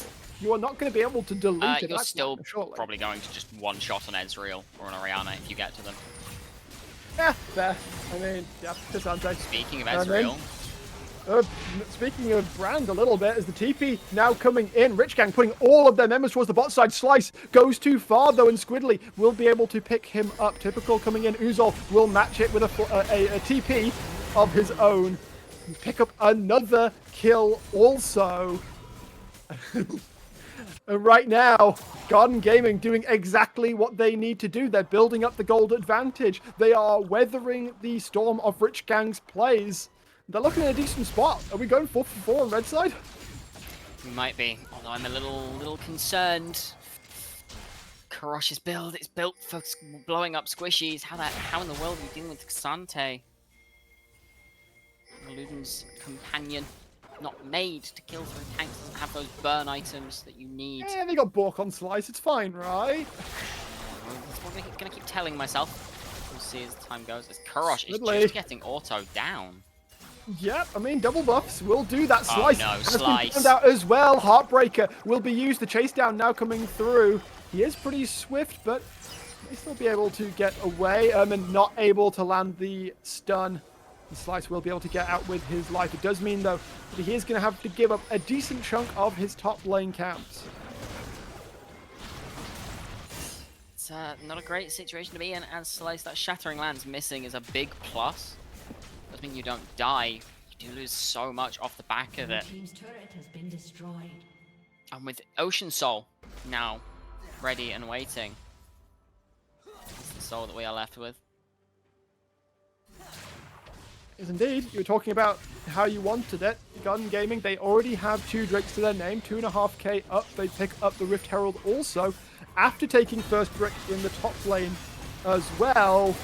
Squidly. Bad day to be a Corky, as Kansha and Slice will find him as he was on his way to defend the bot lane. Not an awful pick if you are the side of Rich Gang. You're happy to get that one back in your favor, as well as this bot lane objective of bounty on the tower. We'll have to see how this plays out from here. Dragon up in 2 minutes 15 seconds. That is the next big objective that we are looking at, with Herald in the inventory of Loki. You've got to remember as well, though, what is at stake here? Winner of this series immediately locks their place in the winners' finals. You are saving yourself from a much more difficult road if you win here. Rich Gang would love to lock themselves in just 2 series wins to claim the title. If you lose here, not only have you got to play Lazy in Life, you got to play the winner of the series, then play whoever loses the winners finals that one of the teams will be in, and then potentially rematch against the people you lost to 3 series later. It is a much, much more difficult road, and many, many more games will need to be played to get there. Certainly will, as you say. Winner of this series goes on to the winners' final wing. That takes you to the grand final. Man finds the angle. Kurosh might be strong, but gets all caught up. Mirai will be able to do some damage towards the top side. Slice, however, gets taken down for his trouble. 2 for 1. He gets Squidly, but don't know how worth it that is, especially since Rift Herald gets dropped into mid lane here. Typical just has to stand at the tier 2. Knows that he can't do anything to defend it. The tier 1 and bot lane will drop as well to Uzol. So hard to get anything done as a Rich Gang in this game state. You're only down 2,000 gold. Mirai's really trying though. Yeah, Mirai just trying to get whatever they can in these side lanes. Can he get the tower down in time though? Ermin's here, but of course he doesn't clear yes. the way very quickly. I think so. Gets stunned up though. The arcane shift will be able to get him away. Squidly doesn't show up in time. Punchers found Loki. As the old Flash find Loki, away. he flashes away though. MKL looking at the angle also. TP from Kurosh. The Rich Gang really want to make sure they pick up their first Drake of the game. Don't want to give across Soul Point as Garden Gaming have in the past. You say that. TP coming into mid lane from Squidly here. Looking to fight this Rich Gang and pushed out of the river entirely. Why possibly in some trouble, although Ermin's getting absolutely blasted. It's Garden Gaming who find themselves at a disadvantage once again. Typical, however, in some trouble. Loki in even bigger trouble as he gets caught out. Typical will pick up one. Squidly trying to get away, does get followed by the Zenith Blade. He's able to put some good damage down, however. Uzol, tanky, beefy, but might be in some trouble. You're not going to be able to survive that against 4 members of Rich Gang. MKL has to flash out as well. It's a bit of a brawl, but Rich Gang come out on top, and they will claim their first victory. That's in quite a nice situation as well. The gold lead now swung back in their favor. Rich Gang, they may lie down, but they don't lie down for long as they come back swinging, fighting, kicking, biting back at the Garden Gnomes. Well, the Gnomes... They need to... I know that Garden Gnomes aren't allowed to move if people are nearby, but they might need to break this rule in this series, because if they don't, they are just going to be dropping it down. Rich Gang have now picked up that Drake. They will now be in the driver's seat. It's a minute until Baron spawns, and while Garden Gaming have good vision control over that area, that they don't really have the means to start a Baron right now. No, it's not the fastest Baron in the world either. With Varus sitting on only 1 item, Corki sitting on only 1 item, and Brand sitting on only 1 item. On the flip side, Rich Gang. Yeah, Baron's actually pretty fast. 2 items on Orianna, 2 items on Ezreal, nearly 2 items They have on a Viego. Viego. I mean, granted, low-key on the Brand is going to be able to kill Baron pretty quickly, but yes, as you say, the rest of the team are a little bit behind the tempo because a vast majority of the gold for Garden Gaming is currently on Uzol, who is 3 levels up over typical, and we saw in the last fight how much that actually matters. He's nearly 3,000 gold up. It didn't really make a difference. It's fine for the 1v1, but it's not so great for the team fights. You don't have the damage you need compared to the rest of your team. Squidly gets caught on the top side. Slice will take him down. Baron is just about to spawn. It might be Rich Gang. Or it might be that Rich Gang can just pull the trigger. Uzol has no TP. No, he does not. We can see. Looking at it. The Mirai. dance going on. It's not been started. Men looking for the angle in will get the Celestial opposition knocked off. Loki. I think there's enough of a heads up from Garden Gaming that they are going to start it straight up. Although Slice still looking for the angles. The stun lands onto Loki. And if it wasn't Baron before, it will be in just a moment. Kansha does go down to MKL, but that's still 4 strong members of Rich Gang. With the jungler down, there's no smite fight to speak of. Rich Gang still trying to decide. Slice stood off to the side looking for the angle in, perhaps. Doesn't land the stun onto Uzol. Squidly is now here after respawning. 4 versus 4. Rich Gang will not go for the Baron. They're going to try and get some damage down on this tier 1 mid. Well, no all out, no chain of corruption. Slice has found a way onto Ermin. Typical tanky, the tower going very low. Goes low, but the tower is still falling here. Mirai is going to be able to do enough damage. Squidly was off to the side, not able to help. And Typical will drop. Arrow out of the blue from MKL will find his back. That he will. Baron off the cards for now. We'll see what comes next.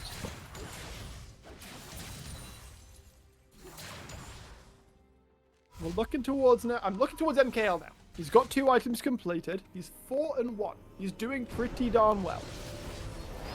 He can continue on this trajectory. And of course, if Rich Gang are prevented from finding those big fights, which we have seen Garden Gaming are able to deny them, then he may be able, if he can get to a 3rd item, he may be able to take the game on his shoulders alongside Uzol, who is doing very well, but yeah, in these fights we've seen, isn't really tanky enough to fully sustain against all 5 members of Rich Gang. Certainly isn't. Does drop pretty darn quickly, I have to say. Despite being 2 items on this Cassante, does kind of just fall to the wayside there and then on the spot. Baron still awaiting.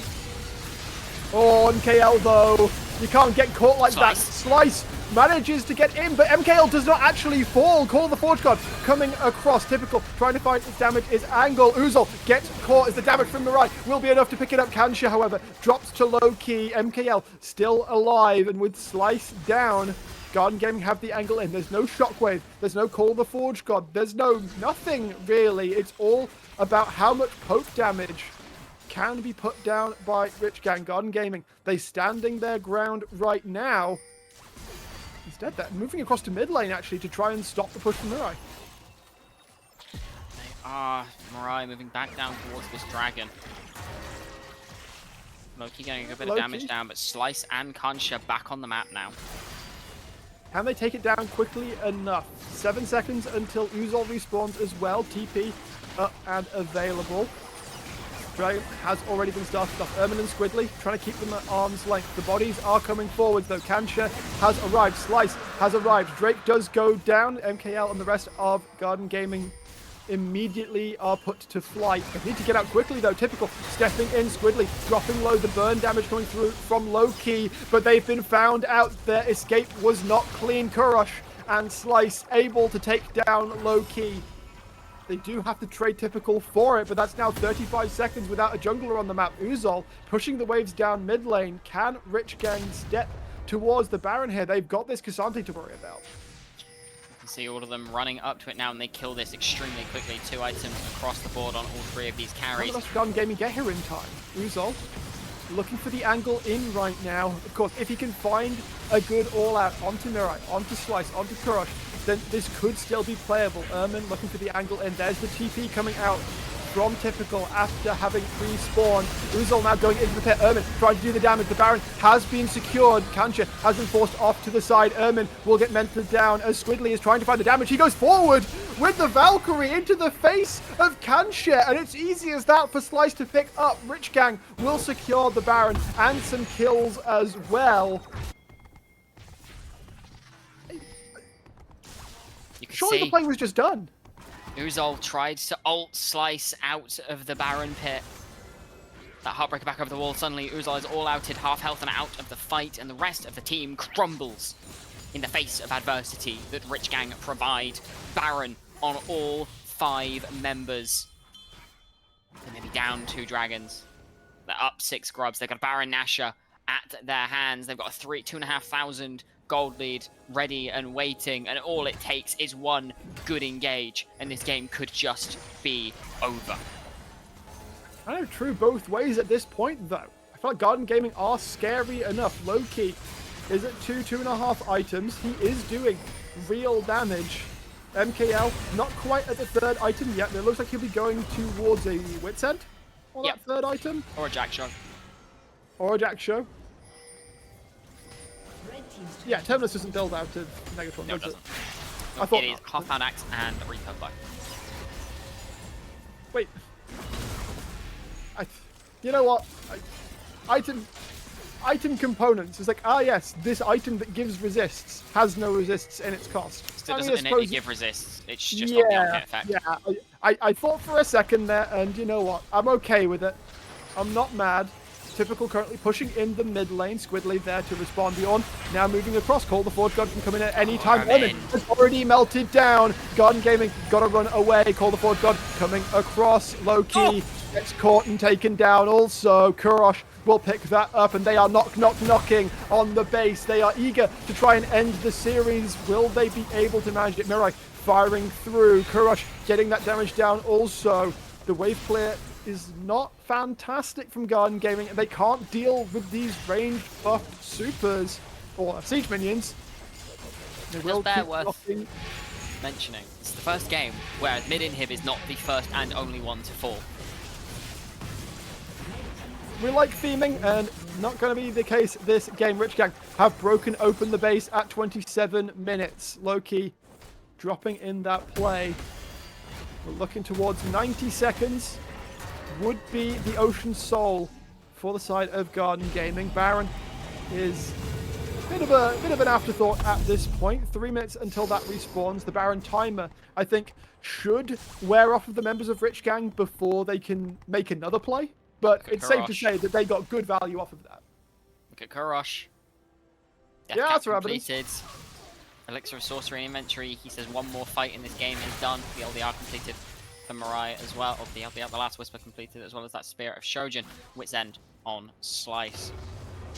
It's going to make good on that, though. Garden Gaming have shown they have the tenacity required to pull it out in rough situations, shall we say.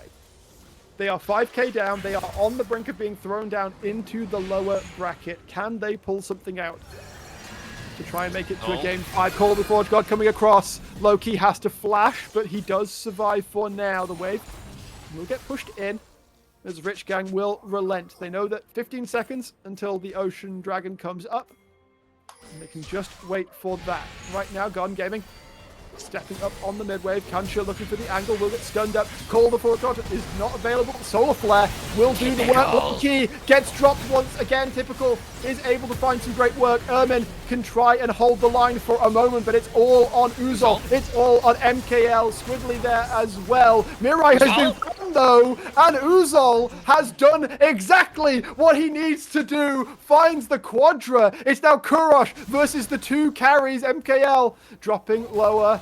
Has the Jack Show empowered, though. Squidly finds the opportunity, but will he be able to take it down? Flashes forwards. Kurosh dropping low. Still survives and is able to hold on for Rich Gang.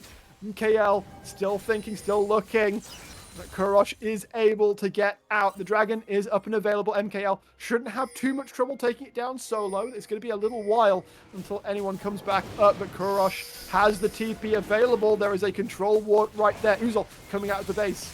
Ermin on his way as well. There is the TP. He's TPing right into the face of the Cassante as well, though. Typical here too. Call the Forge God not quite available just yet. Loki has arrived also. This will be Ocean Soul secured for Garden Gaming. Ermin will have to die for his trouble, but they will be able to get out. They will be able to survive, to live, to fight another day. Uzol is stuck on the bot lane, but looks like he's gone unnoticed. MKL needs to get out. Will have to use Chain of Corruption to do so. Typical and Slice still looking to try and find them. Squidly is here. Try and play Bodyguard. Slice looking for the engage. Heartbreakers forwards, looking for MKL. The Solar Flare lands, but the follow-up damage is not there. Rich Gang have burnt a lot to try and find this. After losing the Ocean Soul, they have tried to find a way to end the game, but GG have held on. They are standing at the steps of their base to try and clear out those waves. Baron about to come up in 5. Baron is exactly what they need. As you mentioned earlier, there's no real wave clear for Garden Gaming. This means their base just breaks. It's a quadra kill for Uzol, but nothing else to follow for now. It's the Ocean Soul secured as well. Elder, 5 minutes off. We could see that be what decides this game if this Baron does not do it. It's completely unaware inside of Garden Gaming. Get there now, but it's already dead. I don't even know if it was unaware. I feel like they just have to know. Yeah, they're doing Baron here, but I think they were maybe hoping that it went down a little bit slower, perhaps, and that they could maybe try and flip it. Instead, though, they decide discretion, the better part of valor, and they're still in an okay spot. Again, as we saw in Game 2, the gold lead has not grown in the past few minutes, like since the Baron dropped off, since that inhibitor dropped in the bottom lane, the gold lead hasn't grown any further, despite kills being traded back and forth, despite gold being farmed. See how long that sticks around for. See Rich Gang. This mid lane is their next prize. Wave getting pushed in, of course. Clearing it is going to be a whole lot more difficult now that it's Baron empowered. Slice does get locked up. The follow-up's not quite there. Solar Flare comes through. Call the forward shot comes through. Loki is low. Ermin is again melted through. However, Slice looking for the back line, has the reset. He will not be able to find his target. Uzol, this giant threat, as he has been throughout the game. Kancha trying to go forwards, will get taken down by the Nexus Towers. Uzol is able to make it out. Loki goes golden and survives. Typical will fall also. Squidly looking for Mirai. He is going to be able to get out with the flash, with the barrier. But Uzol, the TP, has found him off the side. He's now got Slice in his sights also. The Viego needs to get away. Kurosh is looking to try and save him. There's not another TP. There is another TP, but Squidly is pushing it towards the top lane. They want to clear out the waves as best they can. Uzol has been left kind of alone, though, trying to chase down. Now Loki and MKL show up. Going to try and put the damage down onto Slice. The Viego is going to get pulled back. He's healing up pretty well, but as the shockwave comes through, can he take down Uzol? Kurosh is able to do it, and they're going to keep on running forwards. Ermin is here to try and make something happen, but Slice takes down MKL, and this huge Baron-empowered wave continues to be shoved in by Rich Gang. Squidly gets to push in the top lane a little bit, but he's not there when he's needed most. Loki dropping down also, has to flash away. Kurosh is going to keep him on notice as they try to keep pushing it in. Typical TPs onto the play, and Gun Gaming are flailing to try and make it happen. Kurosh takes found Loki. Loki can't reset. Looking for the TP. Loki drops. Kancha will take that one down as the Nexus turrets are falling. Ermin is but meat to the fire. Squidly, you've got to do a lot, and for a fourth game, it's a mid laner stood, unable to defend, and Rich Gang, in 4 games, will be able to take it down and claim a spot in the winners' finals. Kurosh and Slice single-handedly saving the game off the back of that final play. In a 2 versus 4 scenario, they take 3 down and push it to the end. And there's got to have been some kind of like major miscommunication, because Uzol was trying to chase down and MKL and Loki were leaving. Squidly TP top lane. I feel like Uzol, if he just calls off the play there, the game continues, but they find the turnaround. They kill this super fed Cassante, and it means that Slice is able to turn it onto the remaining members, close out the game and the series. GG, Rich Gang. A pixel perfect shockwave, just Kurosh. We spoke about these 2 players at the start of the series, right? Kurosh and Slice, the big players to watch for Rich Gang. And they may call themselves gangsters. But in this game, in this series, they showed they were truly the Mafia because they had an iron grip over the Rift for every single game. And they had a fantastic showing of it. Just want to double check production. Do we want a quick break while we set up the interview? Yes, okay. We are going to have a break, but when we come back, we are going to have Zealous, coach of Rich Gang, with us for a little interview. So stick around a couple more minutes. We'll be back with that very soon.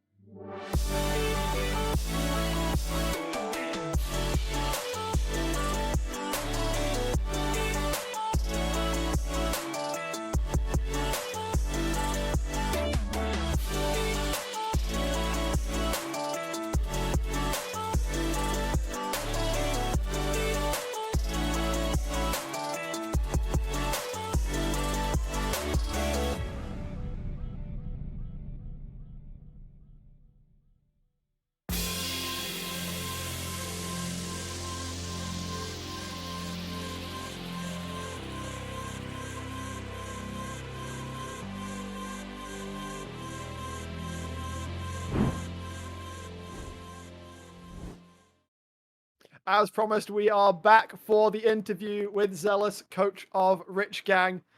I mean, how many heart palpitations did that series cause you to have?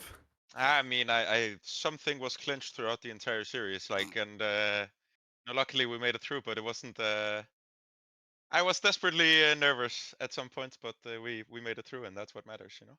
Tell us about the Zed. What is it with the Zed and this team? Because you're the only ones who have pulled that Zed all split long, and we saw 2 games. We saw Kurosh and Slice play it. I mean, like we were sitting both when we went at mid, like thinking, does he know? And then we went at second round, and we were thinking, does he know? When they started still banning mid laners. I don't think it was a secret before if you follow our players what they do, but outside of that, like We saw it in the regular season. yeah, exactly. Like it's if analysts need to work harder, I think, versus us. But outside of that, it's like it's just really good. It's really stable. People are generally just playing the same 3-4 champions, and it's really not hard to try and think what works into those champions, especially in jungle. Yeah, it's all about breaking the meta in certain situations, especially when we are just seeing a lot of the same stuff the Lilias, the brands, that kind of thing coming through. If you can find a way to break through them without completely ruining the rest of the composition, why not go with it? And it did look good up until that one fight. And I have to ask, I have a feeling you knew this was coming. What went wrong in that one fight? What are you going to go back to the lads and say went wrong in that one fight? I mean, I'm not saying I'm gonna beat their ass, but verbally, I'm not gonna clap them on the shoulder. We definitely had some VOD review shit to do after that, but so be it. It's I mean, as I said, we made it through, and that's what matters right now. And now it's just about focusing on the next, and like not focusing on what we did wrong, but what we can do better. That's always the approach. Speaking of the next, obviously, that locks you into winners finals. You've got a whole lot of matches to watch now of all of your potential opponents. Based on like your regular season reads, is there anyone that you're expecting to be a front runner of coming to, well, obviously, of Unique 42 initially, and then potentially down the line, be it grand finals? Anyone you expecting to make a deep run? I mean, I think in my personal opinion, even though like we are a team that when we lose to ourselves. I think we are bar for bar, player for player, the 5 best players in every single role in the league right now. I think that's not a controversial statement to make. It's all about us playing together as a team. I trust my players, they trust each other. The only team that I see where we might have some competition, both individually and team wise, is Unique. But I think even versus those guys, if we have a good day and they have a good day, I think we're still the better team. Yeah, I mean, that actually kind of quite nicely leads on to my next question of who do you think you are going to be facing in that winners final between Unique and 42 to Me, go on kind of a to that leading grand final? question. Yeah, I mean, I think Unique are just head and shoulders above 42. I think it's just about who do we face, who do we beat. Next time 3-0, this time 3-1. It's just a warm up. We start getting started in the playoff, getting used to the BO5s, and then it's just, we open it, we close it, and then it's you guys get an early evening to leave from your casting. So, I mean, obviously, we've seen the Zed. Is the toolbox, is that the only surprise you have? Obviously, I'm not going to pressure you for any individual things, but can we expect more craziness if the situation calls for it? I mean, it's funny you said toolbox. We're more like a tool shed. There's not enough space for all the things we have. Like I think people are gonna be shocked. We definitely have some spicy things for some of the meta champions right now, and we'll see if those become relevant. If not, then they'll just stay and be fun in in our scrims and stay there Good maybe. stuff. Yeah. Yeah, I mean, I'm excited personally to see just how the rest of the playoffs bracket plays out for you guys, especially after how really, really banger this series was. I'll be honest, it was a pleasure to watch. Yeah, Very we're good we're a fun. content And of team. course, we look forward to seeing Rich Gang in the winners finals next week, I believe. I mean, yes, The almost certainly will be. 14th. So yes. There you go. Thank you for that, Luna. Before we let you go, though, Zealous, is there anything or anyone outside of your team? Obviously, you can shout at your boys forever, but is there anyone outside of the Rift that you want to, say a little hi to? I mean, I want to give a shout out to the fallen heroes of my my lovely boys Fastlegged and Bart Haldy, who didn't make it thus far in the NLC, but had them last year in the UKL. I know you remember that, Luna. So shout out to I them was there for not too. making it. You were there too as well. That's Wow. true. That's true. There too. Sorry. Wow, so rude. I do Okay, remember you were them. there. Dear Y'all, to my y'all heart. remember them. I just remember there was some opinions on those boys, but yeah, you were there too. Shout out. Of course, of course, Luna had some opinions. I'm not Yeah. surprised. I always Yeah. have opinions. Come on. I know, So right? be it. And Anyway. 07 to my boys. 07. Nice. Thanks very much, Zealous, for coming for the interview. We'll let you go now so we can close out the day. Thank you. All right. So, first playoff series in the books. We got another one coming up tomorrow. The aforementioned Unique Esports Club versus 42 Gaming. Same time, same place. Stay tuned for that one. Any final thoughts, Drew?